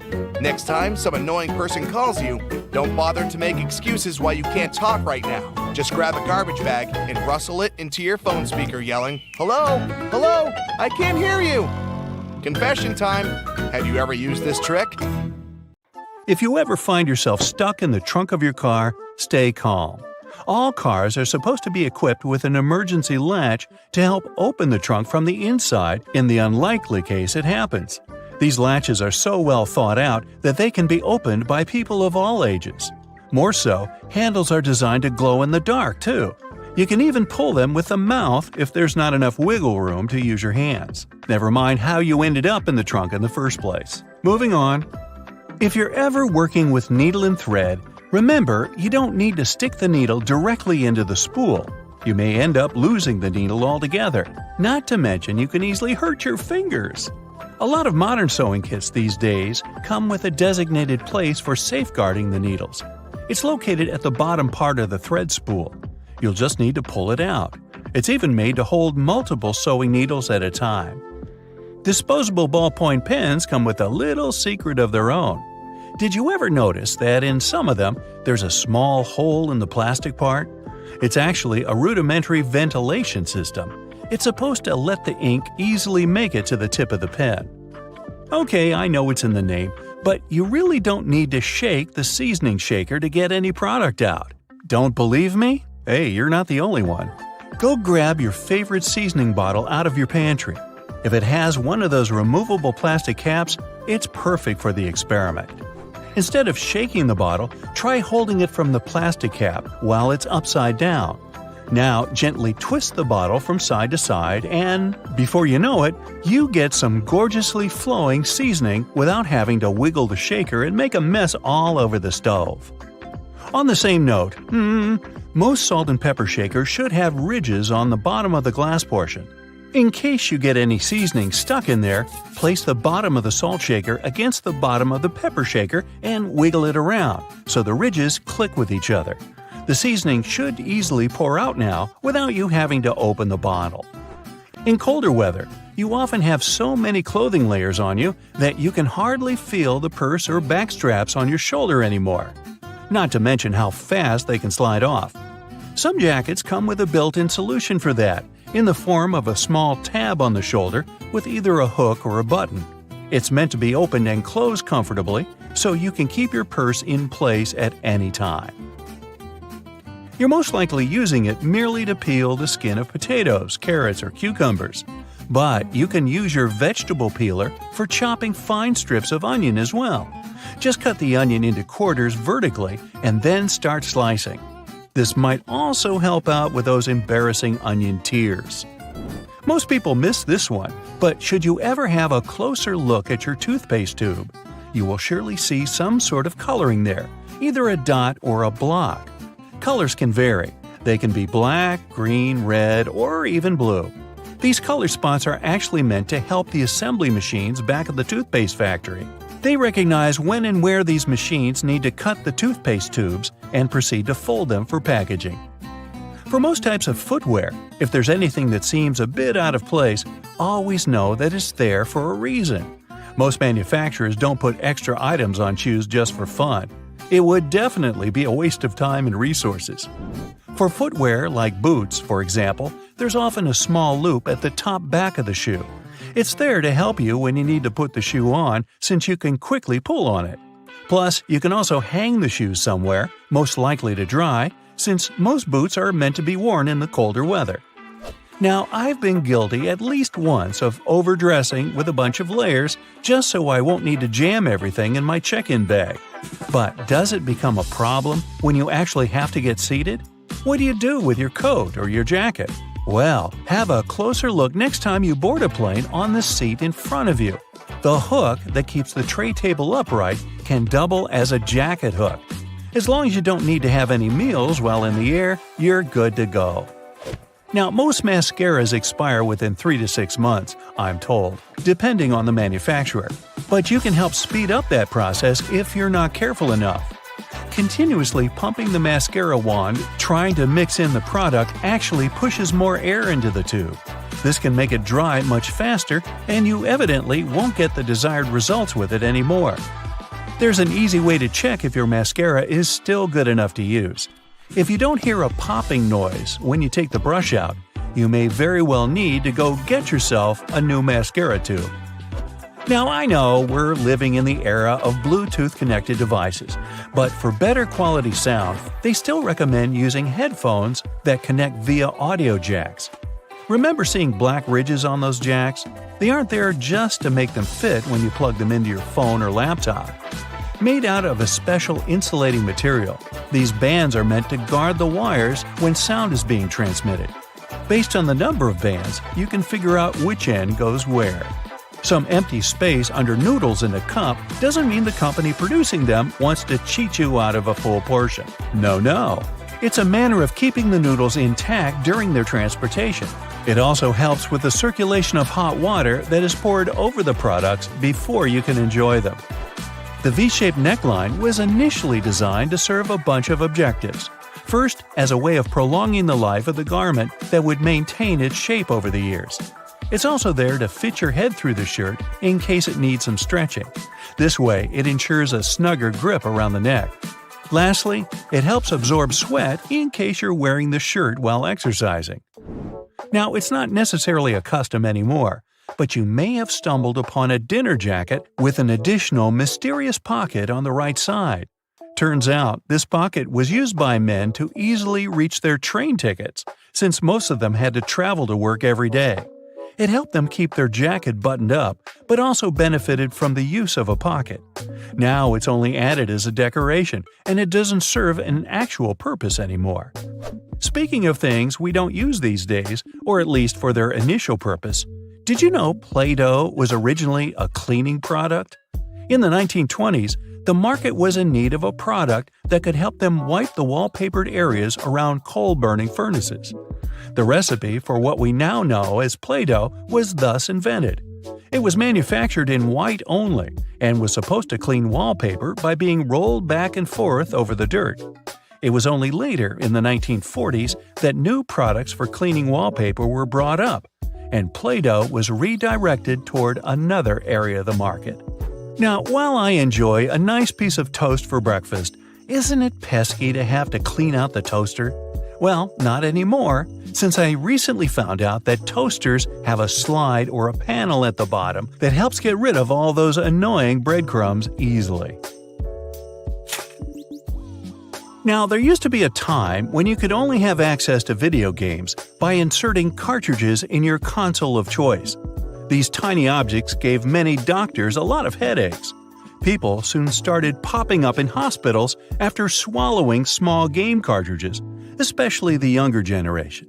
Nintendo, the company that manufactures the majority of these devices, had to come up with a creative solution to prevent these accidents. So these days, Nintendo Switch cartridges are purposely coated with specific chemicals that can leave a really bad, bitter taste in the mouth. Not that I'd, recommend you ever try and taste for yourself. Next time you follow a recipe where you need to separate egg yolks from whites, try this. Peel a clove of garlic and rub your fingers with it. Carefully break an egg into a bowl. With your garlicky fingers, pick up the yolk.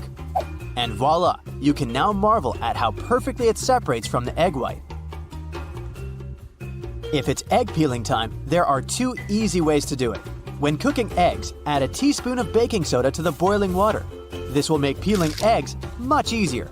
You can also place them under cold running water as soon as they're ready. The eggshells will come off much easier, and you won't burn your hands while peeling the eggs. The sides of roads have sleeper lines for a very important reason. Their main function is to alert those drivers who doze off behind the wheel. When a car starts steering off the road, the tires go over the lines, and the sound wakes the driver up.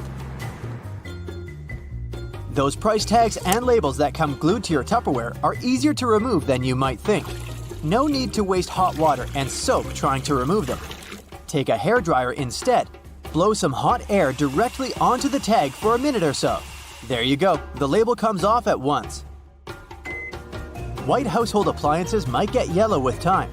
To make them white again, use this simple trick. Apply bleaching cream to the surface of an item. Wrap it in plastic and let it stay this way overnight. The next morning, check it out. It'll be as white as when you first bought it. When you buy a pack of cans, opening it might turn into a problem. You probably tear a hole in the plastic and try to squeeze a can out of there. But the bottom of cans was actually designed to make this part much easier. Grab a can and rub it over the top of another can from the pack.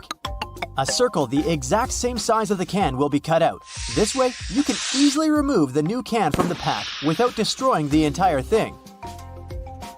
Now to the art of lime squeezing. When you pick limes at the grocery store, you never know how juicy they are, and often, when you bring them home and squeeze them, almost no juice comes out. Try heating these citruses in a microwave for 30 seconds before cutting them open. You'll see that the juice will come out much easier. But be careful, they're going to be hot, and you don't want to burn your hands. If you're hanging out with your friends and feel like listening to some music but don't have a loudspeaker, there's no need to worry. Place your phone in a cup or bowl. The sound will get louder instantly.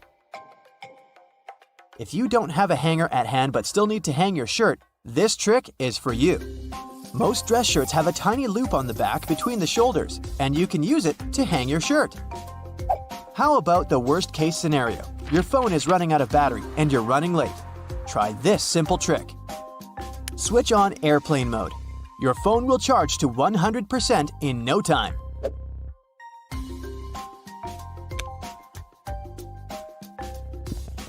You can run the sticky part of a Post-it note along your laptop's keyboard.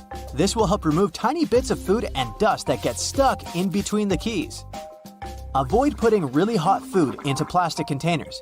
Hot plastic releases all kinds of toxic chemicals, and we don't want our food to absorb that nasty stuff, right? What can be better than a bubble bath in the evening? But the bubbles are not only pretty and smell nice, they also keep the water temperature hot for longer. This way, you can enjoy a long hot bath without getting cold too quickly. You got home craving a peanut butter and jelly sandwich, but your peanut butter now has 2 layers, and the oil is at the top. To avoid getting disappointed, next time, store a peanut butter jar turned upside down. Your screwdriver and wrench can work together to remove that stubborn screw. Grab your screwdriver's handle with the wrench and use it to apply more force. This method will also help you reach more difficult areas. There is a reason why your coffee stirrer looks like a straw. It has holes in it because it reduces the amount of plastic manufacturers have to use. Plus, they prevent the stirrer from floating. The holes in the stirrer get filled with coffee, which in turn makes it heavier. And speaking of coffee, you should never buy the product that is more than 18 months old. Make sure to look at the best before date when buying it. If you've ever had trouble with those classic salt and pepper shakers, the ones you may see in diners, I've got a trick for you. Instead of shaking your entire arm to try and get some salt out of the container, try rubbing the bottom of one container with the bottom of the other. Grab the salt and hold it so that the bottom of the container faces downward. Now, while holding the pepper shaker upright, rub the 2 bottom parts together, creating circular friction between them. After this, the salt will spill effortlessly. After a long day of hiking, your shoes might smell funny. Well, I've got good news for you. Put dry tea bags inside your shoes and keep them in a dry place for a while. The tea bags will absorb bad smells and make your shoes dry. If you've torn your flip-flop while taking a walk, there's a way to save the day, but only if you have a bread clip with you. First, push the strap back into its hole. Then attach the bread clip to the bottom of the flip-flop strap. Here you go! Your body needs a daily amount of vitamin C to boost your immune system, but oranges are a tricky fruit to peel. To avoid getting sprayed all over your face, start by cutting off both the top and the bottom parts of the orange. Then, cut the peel vertically. Hook your fingers under the opposite sides of the cut and open your orange. If it's difficult for you to figure out how much detergent you need to wash your clothes, here's a tip for you. Usually, detergent caps have markings that indicate the exact amount of liquid you should use per wash. It helps your detergent last longer. Permanent markers are not as permanent as you might believe they are. I can prove it. Let's say you used a permanent marker, thinking it was a regular one, to draw something on a whiteboard. Good news for you, you don't need to throw the board away yet. There's a way to save it. Get a regular marker and use it to draw over the lines left by the permanent one. Let it sit for a while so that both markers blend in together. The thing is, the ink of the regular marker contains a solvent that dissolves the pigment the permanent marker contains. Now take a paper towel and rub the whiteboard clean. The marker will come off easily. If you need to peel peaches, use the technique called blanching. First, heat up some water. Wait until it starts boiling. Soak the peaches in the water for about 20 seconds. Then put the fruit into a bowl with cold water and leave them for about 5 minutes. There you have it. The peel will come off nicely and easily. That plastic lid covering your drink can be used as a coaster. Take the lid off and put it on the table. The bottom of your cup will fit perfectly into the lid's inner ring. No more stained tables from now on. Bristles on escalators are there for safety reasons. They remain stationary while the escalator is moving, preventing people from standing too close to the sides. This helps to avoid accidents like getting your shoelaces stuck.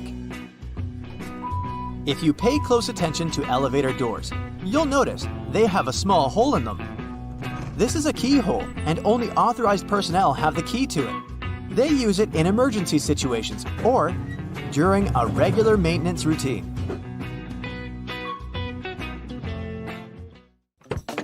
How many hidden features are there in your car that you have never heard of? Most cars these days have everything color-coded under their hoods.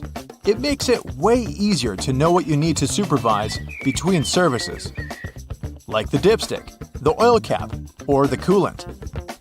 You can even have a look at the brake and washer fluid. Anything else that's black or gray, just leave it to the mechanics. Ever seen a snowflake light on the dashboard of your car? It's not there to let you know the winter holidays are coming if that's what you're thinking.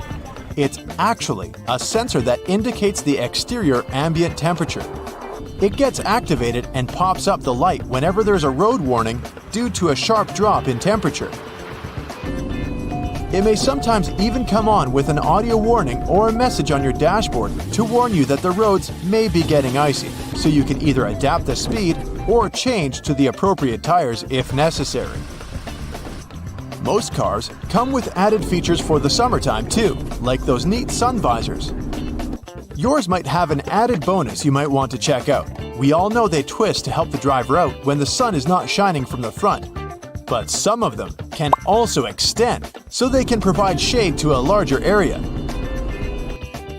If you figure out your sun visor doesn't extend, there's a simple solution though. Buy a sun visor extender. You can even find them online.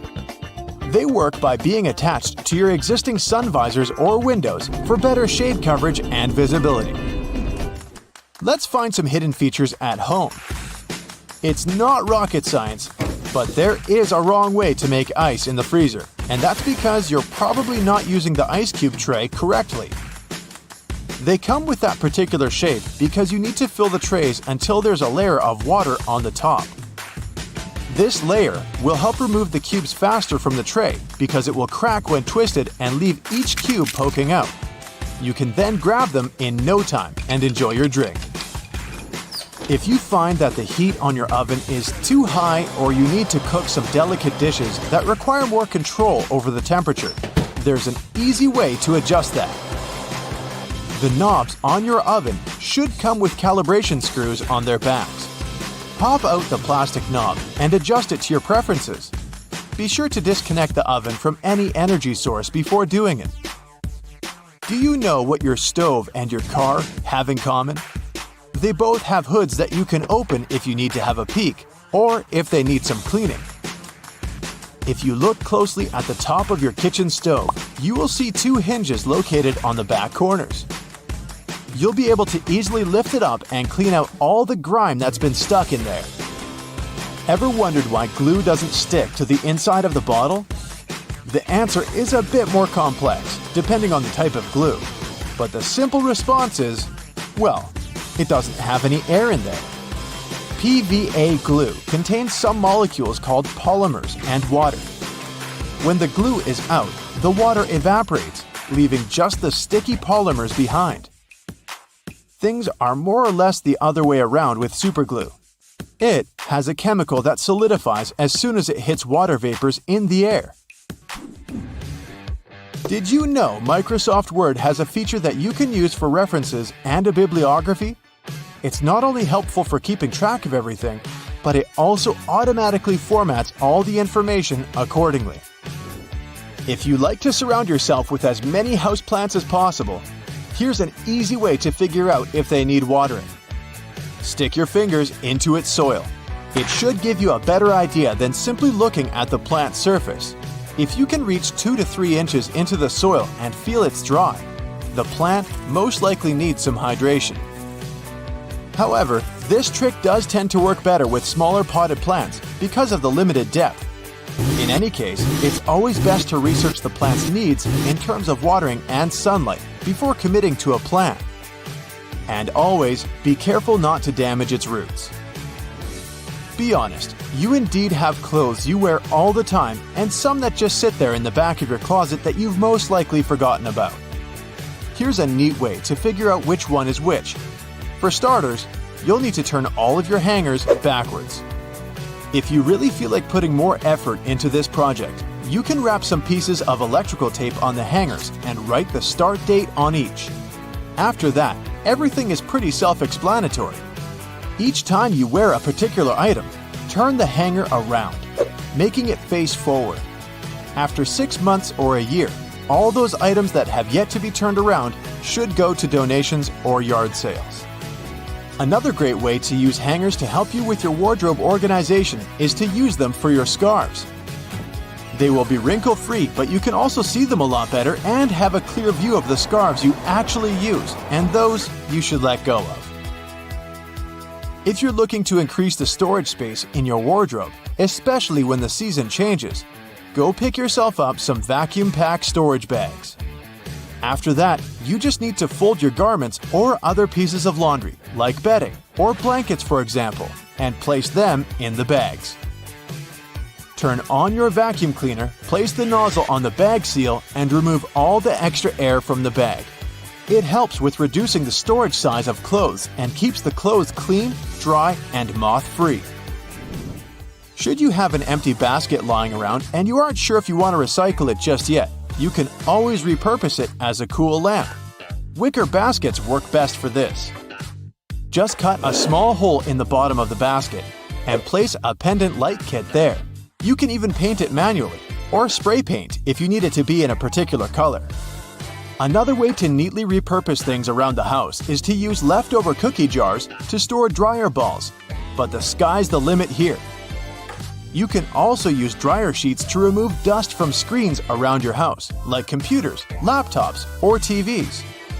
These items are electrically charged, so they generally attract a lot of dust particles.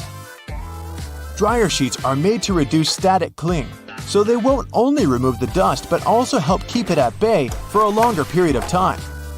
Dryer sheets also help out if you're having a bad hair day, believe it or not. They can seriously help out taming flyaways whenever your frizz just gets out of control. Run one of those dryer sheets from the roots of your hair all the way down to the tip, and be amazed. If there's a particular type of soap bar you like the smell of and want to replicate that on your clothes too, pick up one of those bars to make a day's clothes fresher. Place it in a fabric and place it anywhere between your clothes. Your shirts should smell awesome every time you pick them up. You can also save on fabric softener. I don't know about your washing machine, but mine does love to jump, I'll tell you that. If yours tends to run out of its designated place, especially during those intense spinning cycles, it happens because it's not perfectly fixed to the floor. The good thing is that most modern washing machines can self-level since they come with a pair of legs. Just lift the back of the device off the surface area it sits on, and it will drop them, locking them into place once it's perfectly leveled. Here's how you can protect your bank card from potential fraudsters. Use a marker and cover the last 4 digits. You can also use a sticker that's easy to remove and place it over the security code. Have you had a house guest that didn't use a coaster? Get a hairdryer and hold it a couple of inches away from the stain. Blow it on medium heat for a couple of minutes to evaporate the watermark. If a faded ring remains, mix equal amounts of vinegar and olive oil in a bowl. Wipe it onto the marked area and rub it in until the stain disappears. Then wipe it off. Don't waste time scrubbing the burnt stains off the bottom of a pan. Instead, fill it with water and add 3 tablespoons of salt. Let it sit overnight as the salt dissolves the burnt marks, and in the morning, pour the water out of the pan. This way, it will be much easier to scrub all that grease off. Picture this. You're on vacation and your shirt has become all crinkled inside the luggage. You need it tonight, but the hotel doesn't have an iron. Don't panic. Hang the shirt up in the bathroom, and while you relax in a hot shower, the heat and moisture will unwrinkle your shirt. It won't be perfect, but it will get much better without any effort. The football is on, and it turns out you've run out of standard batteries. You can use a smaller battery instead that easily fits inside. Now take some aluminum foil and crunch it up. Fit it into the gap on the negative or flat end of the battery. All done. You can turn on the TV now. Once your flip-flops crack and the plug easily slips out of the hole, it's normally a sign that you need a new pair. But there's a way to extend their mileage. Push the plug back through the hole, then take a bread clip and attach it to the end. The clip will provide enough support for the plug to remain in place. You've received a package and the receipt is taped on. You've managed to detach it from the box. But how to separate the tape without ripping the paper? Hold both ends of the tape apart, and by pulling it slowly, The tape stretches and separates itself from the paper without tearing it apart. Ziploc bags are perfect to keep things dry, but it would be great if they were larger. Take 2 and turn one of them inside out. They can now connect and work as one large bag, big enough to protect a keyboard. There's no need to carry your keys in your hand when you go for a jog. Instead, put them inside your pocket, take a rubber band, then tie it around the pocket from the inside. This stops the keys from falling out. You've broken your key in the door. It's stuck. Great. Arranging for a locksmith could cost up to $100, but for a cheaper and quicker option, try using a hot glue stick. Heat the end with a lighter, and once it's warm enough to melt, push the glue into the keyhole. The melted glue will enter the available space, covering part of the key. Once it cools, it compresses and gains a strong hold of the key's end. Now, just pull it out. If you need to siphon liquid through a hose and want to avoid using your mouth, put one end in the liquid and hold the other upwards with your thumb closing the top. Now shake up and down. This jiggle motion pushes liquid upwards, a little each time. And once it reaches the top, lower the exit point and let gravity do the rest. You've left your keys locked inside the car. It's an older model with a roll-down window. You could get the coat hanger and begin the long process of finding the lock. Or use duct tape. Make about 20 2-foot-long strands. Stick them onto the window, allowing enough room for the tape to grab onto at the bottom. Then with a friend, take the ends of the tape, holding them together, and pull downwards. The force will allow the window to lower enough that you can unlock the door. While drilling long screws into hardwood, your old drill might not have enough power, leaving them only halfway in. Before the drill gives up, get a block of wax and scrape the edges of the screws with it. The wax works like a lubricant, melting as it gets warm and providing easy entry for the screw. You're out camping, but you didn't bring anything to light the barbecue. Take a small plastic bag that won't leak, fill it up with water, and close it tight, making a round bubble. Hold it over where you want to catch the light from the sun. The bag of water will work like a magnifying glass, starting up the barbecue, just as long as it's a sunny day. Missing a corkscrew or a cork breaking halfway? By using a stove lighter, heat the top of the bottle. The heat slightly expands the glass, and this forces the cork out the top. You've superglued your fingers again. Take some salt and pour it on top of your stuck fingers. Put your fingers into the water and slowly rub. The mixture will dissolve the glue and release you in no time.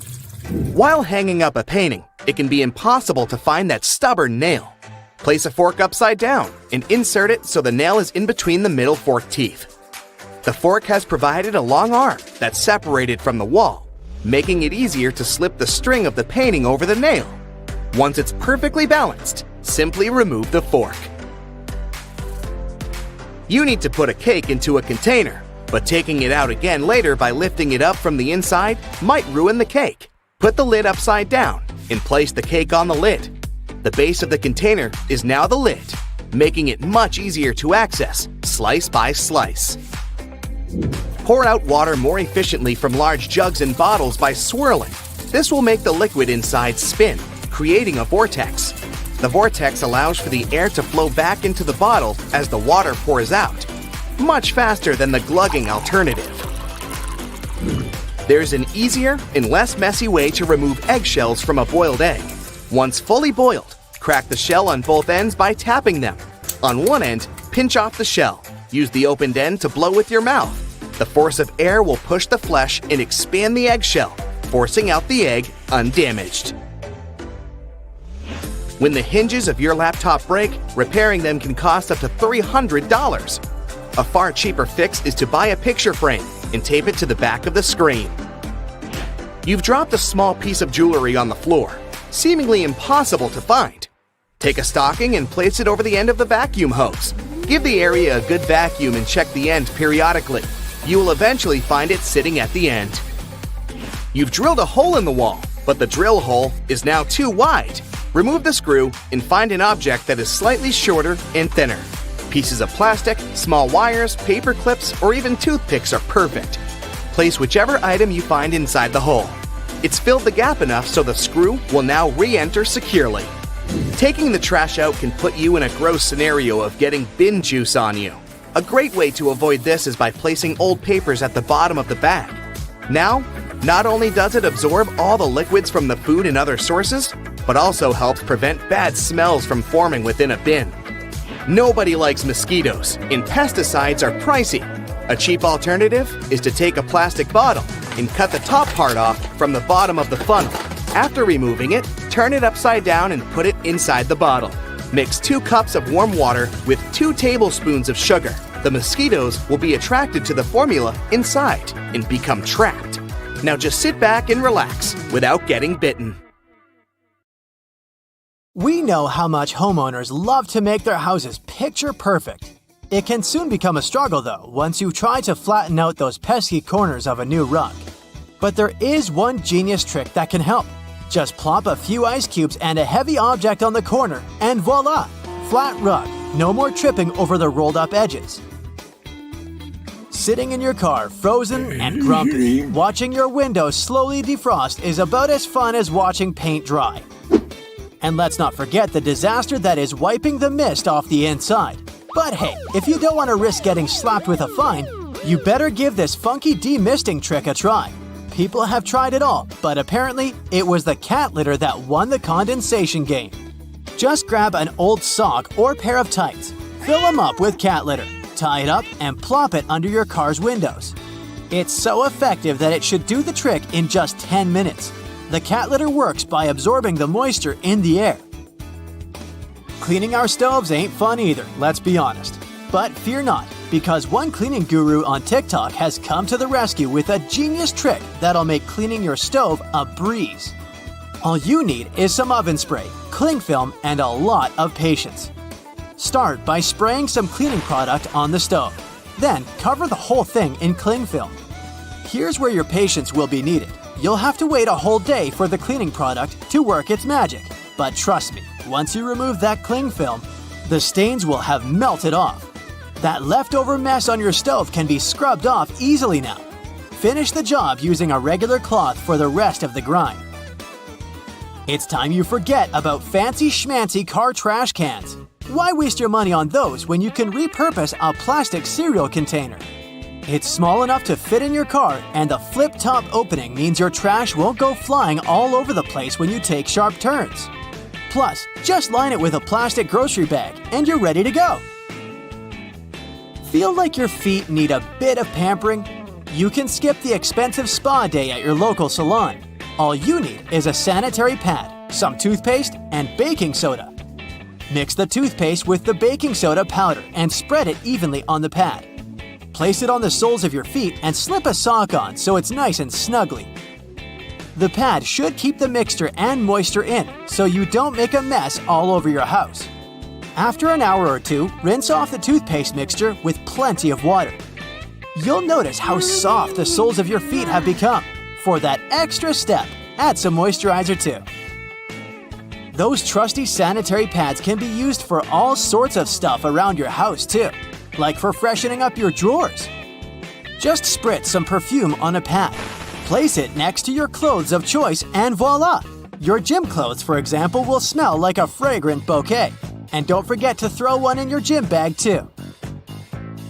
Oh boy, time to give those lampshades the love they deserve. Grab a trusty lint roller and watch in amazement as you unveil a whole new world of colors underneath that forever dust. Who knew your lampshades were secretly chameleon? Say goodbye to dog hair and hello to your new household best friend, the rubber squeegee brush. This bad boy can snatch up so much fur from your carpet that you'll be wondering if you even own a pet. Just stroke it short and quick over your rug and watch it unleash a furry storm. And if you're wondering about your hardwood floors, fear not. The rubber bristles work like magic to create one giant fur ball. Save yourself from cleaning cabinets and furniture tops by hooking them up with fashionable hats. They're made out of wax paper or paper bags. The dirt and grease will stick to your new accessories, and when it's time for a new look, just swap them out every few months. You know that feeling when you finally peel off a bumper sticker or parking permit, but then you're left with a sticky mess? There's a simple solution though. Slap a wet piece of newspaper on top of that gunk and let it marinate for 15 minutes. Then poof, the glue will be as soft as a fluffy cloud and you can wipe it away with ease. If your dishwasher is stinking up your kitchen, it's time to get your detective hat on. Check that filter for any leftovers lurking in there. Then, add a splash of vinegar to your next hot wash cycle. Those pesky food particles could be the culprits behind your dishwasher's funky fragrance. Get ready to be a Vaseline wizard. Say goodbye to pesky polish smudges with a simple solution. Slather some Vaseline around your nails before you go to town with a brush. Once you're done, wipe away the excess without the need for any nail polish remover. And if you're feeling fancy, make that perfume last even longer by adding a touch of Vaseline to your neck and wrists. It's like a scent superhero, keeping those fragrance molecules from flying away too soon. Have you checked out your shower curtain lately? It might be looking pretty grimy and gross. Toss that bad boy in the washing machine with a couple of towels and voila, no more soap scum stains. The towels will help with scrubbing away all that mess while they're tumbling in the washing machine. Say goodbye to single socks with a strip of foam pipe insulation. Measure and cut each piece, then place it in that sneaky gap between your washer and dryer or wall. Those pesky socks will never go missing again. Got a wobbly table that's cramping your style? Your trusty bottle cork is here to save the day. Slice off a piece of that bad boy, glue it to the wobbly leg, and voila! You've got yourself a sturdy surface to rest your drink on.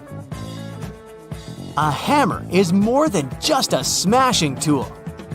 The back of this tool can actually hold a nail for you. No more risking your fingers or giving yourself a thumbectomy. Just slide it into the claw and bam, you're ready to nail it. Want to know the saucy way to pick up a sizzling lid? Ditch those boring oven mitts and grab yourself a pair of tongs. But wait, don't just go in head first. Use the middle. Trust me, it's hot and it's effective. Care to find out how to keep your dressing gown from slipping and sliding all over the place? Got you covered. Instead of going through all the loops, just place the cord through the front ones. You don't even need it to be wrapped around you. All the business will be in the front.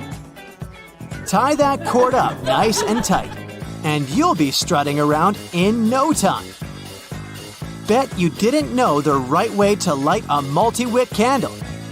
You'll never hurt the tips of your fingers again.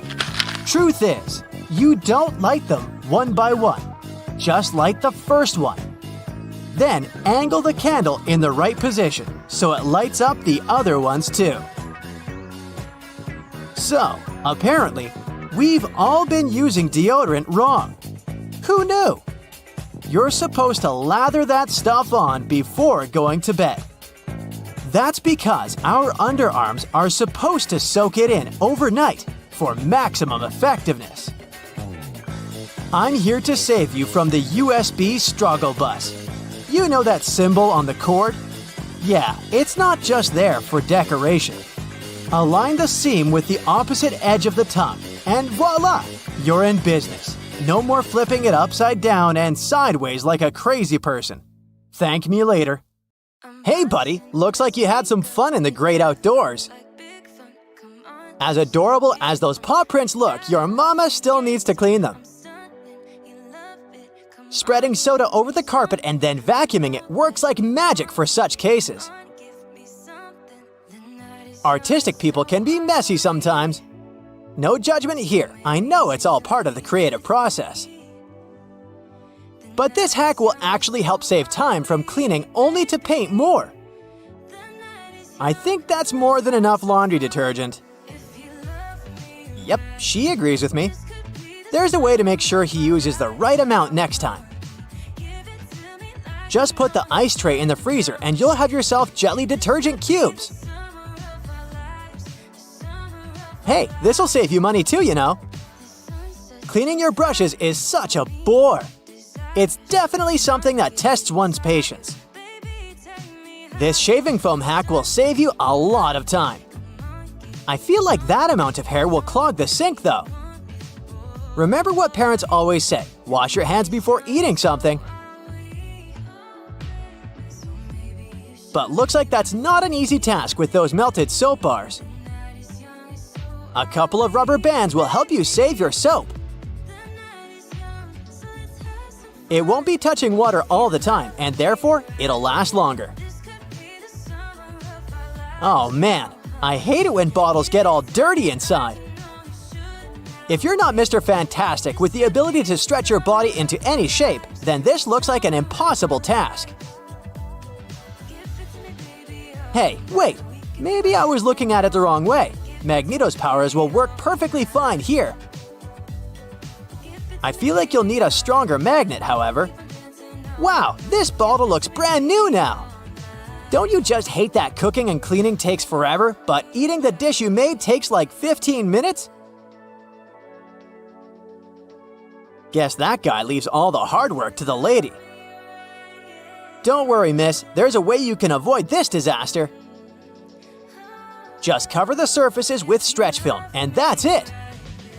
Now you don't need to get anxious about all the cleaning you'll have to do later.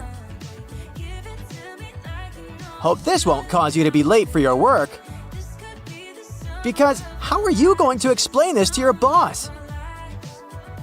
You can't just say, I had to wait for the stinky odor to go away. It's always a real struggle to get the corners, am I right? But it's nothing a couple of straws can't fix.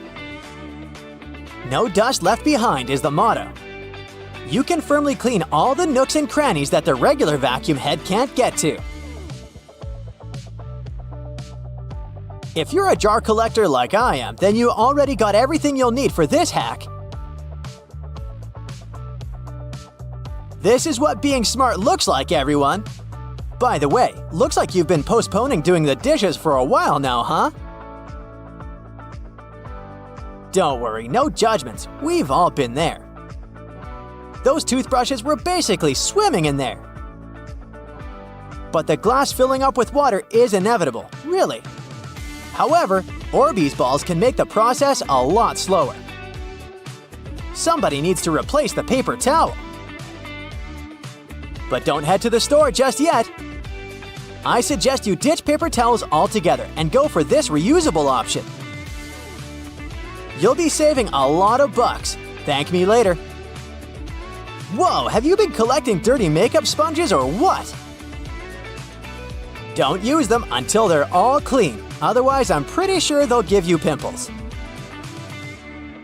Looks like this is gonna take a while.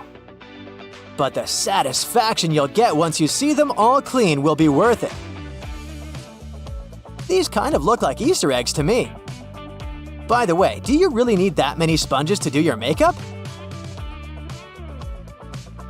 It's all fun and games until someone spills all the glitter on the floor. Worry not, we got you. Hey, good to see you recycling. No, you don't need a bigger bin, trust me. All you need is to know this one hack. And let's get this one thing straight. I know this is science, but it sure feels like magic. Honey, I shrunk the trash. Look at the difference here. It's a relief to see you don't have a pile of dirty dishes like the lady before. But how are you going to explain that sink? Seems like you've been ignoring it for quite some time now. That's why you need something strong to scrub there. But I have a better solution, one that won't tire you. Just apply a coat of dish soap and soda mixture all around the sink and wait. I wouldn't believe how it works wonders if I didn't see it with my own eyes. You're gonna hurt your back and knees cleaning like this. You know, robot vacuum cleaners don't need coffee breaks, right? So put that thing to work. In the meantime, you can just relax and maybe even start reading the book you bought 6 months ago. No matter how many times you clean the stove, it always gets dirty at the end of the day, right? Well, not anymore. Hey, I think I'm gonna give this a try using glitter glue. It'll help make things more fun. You should have bought a trash bin with a lid. To avoid the awful stench, you know? Although this hack won't make the trash smell good or anything, it will at least help keep your bin fresh and nice. I know this is not a food hacks video, but that doesn't stop me from wanting some snacks now. Even if you're too old to play with slimes, it might be a good idea to keep one at home for stuff like this.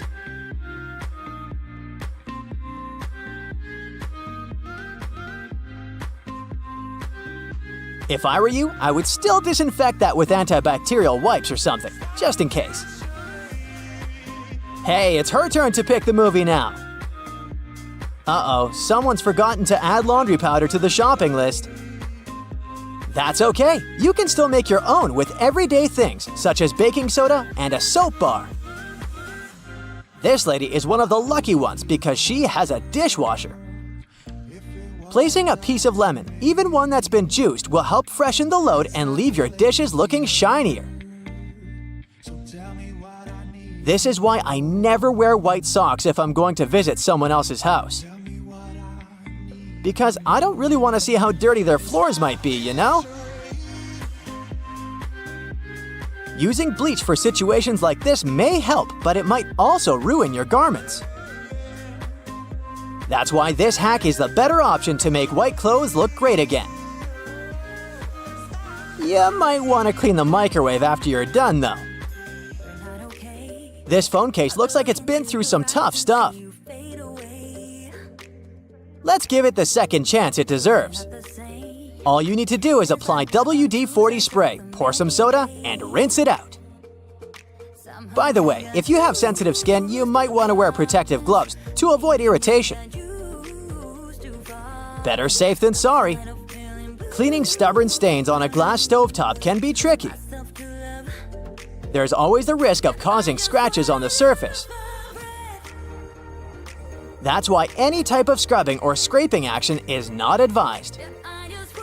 Did you know that according to one poll, an average person spends more than 6 days a year washing dishes? Then there's all the other cleaning stuff that needs to be done. But knowing the right hacks will save you a lot of time and make your life so much easier. Wow, your shoes are definitely cleaner than this house. Who knew shoelaces would work like a charm when it comes to getting rid of all the dust and rust? Is it time to go to bed yet, or are you tired of all the work you've done around the house? I was being sarcastic. Your partner did all the work. So saving her toothbrush is the least you can do. If you see someone putting ketchup on some car, it doesn't mean you're witnessing them preparing a prank. It means they're just taking care of their car. Yup, it goes great with hamburgers and hot dogs, but it goes even better with cars since it has ingredients that are good at removing rust. Rust occurs when the metal gets exposed to moisture, oxygen, and heat, and due to weather conditions, it's hard to avoid it. When you leave rust for a longer time and don't deal with it, it will continue to degrade the metal. So, you need to get rid of it before your car becomes physically useless. That's when ketchup comes in. Its key ingredient is tomatoes, and they have many nutrients similar to those you can find in oranges and some other citrus fruits. For instance, citric acid can help you remove rust from metal surfaces since it eats through rust. We're not talking about the cars only. You can use it on metallic kitchenwares, furniture parts, jewelry, and rust spots on generally any metallic item. You can combine it with washing soda. It's not quite effective against rust, but when you combine it with ketchup, it'll do the work. Mix these two and apply them to the rusted area. Leave it like that for about half an hour and wash it with a wet cloth or sponge. You can combine ketchup with salt instead, or just apply a lot of it on the rusty area without using any additional ingredients. Ketchup removes tarnish from brass copper too. Put it on brass hardware on doors and cabinets, or some accessories such as bowls and candlesticks for 10 minutes to make it all shine. And also, you don't put it on meat just because of taste. Ketchup breaks down its fibers, which means it makes it more tender. If you've left a pot on the stove and your food burned, once again, take ketchup. Its acids will ease all the scrubbing and help you with grease. Just leave it over the night and you'll be able to wash the pot more easily. Or keep those small packages of ketchup we all end up having from fast food orders in the freezer. The ketchup won't be as hard as an ice cube as it freezes. So it will be good for soothing insect bites or similar things. Okay, enough with ketchup already. I'm getting hungry. Your home has more regular things that can do magic tricks. Like if you have a house or a big terrace and want to make a nice flower wall. Try old mattress springs. Just hang them on the wall and let your imagination run wild with flowers. An old flower sifter can still come in handy. For example, as a planter. Even if you don't have one, you might find it at a garage sale or a thrift store. Wallpaper is making its big comeback when it comes to home design. Maybe you can try something different and use some old books with torn pages.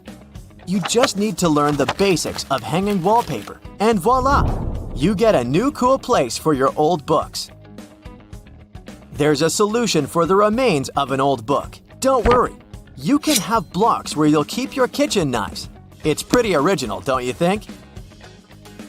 Cleaning blinds can be frustrating, but the next time you do it, try doing it with a sock over your hand. Hands are kind of perfectly shaped for getting all those nooks and crannies on the blinds, and the sock will do the rest. Here's something you wouldn't expect. Ice cubes can help you remove gum from carpet, clothing, and hair. Just put your clothes in the sink and add ice cubes. Leave it like that for a while. Ice will freeze the gum, so you can chip it away more easily. If the gum got stuck on the carpet, leave ice cubes right in the critical spot and remove the gum with a butter knife. It's a little bit harder to remove it from hair though, but still possible. Just wrap the ice and parts of your hair with the gum in a washcloth until the gum gets frozen. When you get there, you should be able to break apart the gum and free your hair using your fingers. Or next time you have to deal with a splinter, just take one ice cube to numb that area before you even start doing anything. Vacuuming can't suck all that dust out of your cushions, but a tennis racket can. It's a tool firm enough to beat the dust, but at the same time, it has holes where dust can go through. If you have some old CD spindles you don't use anymore, bring one of them back to life, this time as a bagel tote. It doesn't take up a lot of space in your backpack, plus you can close it so your bagel doesn't fall apart. It doesn't look like that at first, but there's a lot you can do with a tennis ball too. For example, use it as a bottle opener for twist-off bottle caps or maybe sticky jar lids. Cut along the seam of a ball so you'll have a tool coated with rubber on the inside. It gives a great grip. And it doesn't stop here for tennis balls. You can cap your chair legs to protect your floor. You can leave some in a pool if you have one too. Pools quickly become very dirty if you're using them frequently. And tennis balls can absorb some of the oil coming from the people and the rest of the goop that floats on the surface. Another frustrating task is removing floor scuff marks. Yup, a tennis ball once again. Just place it on a stick. It works like an eraser. It can also be a great tool for massage. You can try with your back. Lie down on the ball on the floor and place the tennis ball on the spots where you feel the most pressure. Or maybe put it against the wall and massage stiff parts. Or something I need, a tennis ball as a holder where I can keep my reminders. Just cut a slit into its side and place your message inside. It can be a cool gift too. Or add a small metal or wooden piece so you have a key holder too. Bread tabs can be great for labeling cords and never getting lost down there with your power strip. Plastic bread tabs are sturdy, and there's enough room on them to write what the cable is for and easily clip it around the end of a cord. Plus, they come in different colors, so you'll easily recognize them and know which electrical device you can turn off. You don't have to immediately throw away an empty milk jug. Just take sharp scissors and cut off its top. Then clean up the cut so you're sure there are no sharp edges. Now you have a new scoop for potting soil, food for your dog, or whatever you need it for. A bobby pin is a great nail holder. You can easily get distracted and hammer a finger when working with tiny nails. So it would be better to go with a common bobby pin to keep your fingers at a safe distance. If you don't have enough space for your cookbook while preparing a meal, take a pants hanger and attach your recipes there. Also, if you have a broken pants hanger, you don't need to throw it away, or at least not all the pieces. You can remove clips and use them for pasta or some other open packs in your kitchen. Don't throw away an empty ketchup bottle. You can use it for a pancake mix so it doesn't get too messy when you're preparing this delicious breakfast. It can get tricky to carry your stuff at the beach, so take an old lotion bottle and clean it out so you can put your money, phone, and keys inside.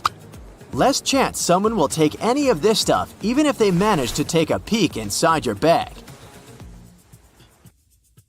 Even when you listen to the instructions and create a strong password for any of your online accounts, you're still not entirely safe from hackers. They always come up with new ways to crack what you think might finally be a good and secure password. For example, there's a password manager tool that has taken a look at more than 60 million passwords from data breaches. It turns out the majority of people choose passwords that aren't that unique. I love you, Ferrari, and password 1234 are some of the most popular ones, together with Star Wars. For hackers, these are really not difficult to guess. Plus, they have special tools that help them with cracking passwords. For example, one takes a list of dictionary words and then uses them to find out passwords. With this tool, you can try millions of words in a pretty short time.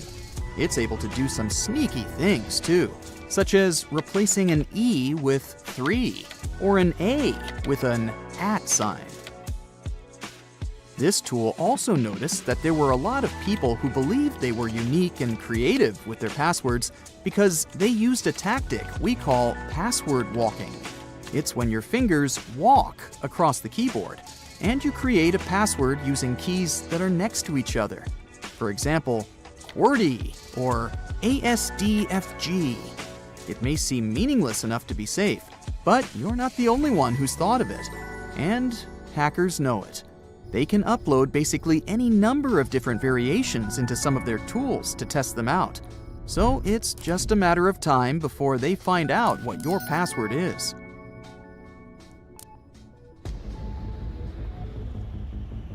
Here's a big no-no: using the same password for multiple websites. Hackers love when you do that, because once they figure out one password, they can use it to access all your other accounts too. Let's say your base password is Porsche. Then you add a few numbers and symbols to the end to create a unique password for each site you use, like Porsche 3%5% for Facebook, or Porsche $5.7 for Twitter. Most of us use the same principle at some point. The thing is that hackers are not going for your bank account or work VPN first, even though one of the main goals is to get there. They'll use their special tools to try out lots and lots of different usernames and passwords on websites that might not have the best security, such as an online forum you often visit, or maybe an e-commerce site where you've had some shopping lately. All they have to do is try different variations of your base password, like Porsche 1 or Porsche 123, and sooner or later, they'll crack the code and gain access to all your accounts. And if they get lucky and guess your login info for one of those sites, they can then use that info to try and access more important sites. And we're not talking about some genius hackers here. They use simple tricks, like checking your social media profiles. If you've ever mentioned your dog's name or your kid's birth date on Facebook, for example, a hacker could use that info to guess your passwords. So Chappie123 is out. So what's the solution here? First, stop trying to come up with some unique passwords based on things in your life. Instead, use a password manager to generate strong, random passwords for all your accounts. And make sure those passwords are long and include a variety of characters, not just lowercase letters. Plus, it's much safer to create unique, random passwords for each site you use. That way, even if a hacker does manage to crack one of your passwords, they won't be able to access all your other accounts as well. And you won't have to remember all those crazy passwords yourself. The password manager will do it for you. Also, it's better to have a long password. The tools hackers use crack shorter passwords with lowercase letters way faster. If you add only one asterisk and one capital letter, it will change the processing time for, let's say, a password with 8 characters from 2.4 days to 2.1 centuries. Here's another scam they use to get your password. Let's say you're playing a game of Capture the Flag, and the other team manages to break into your fort and steal your flag.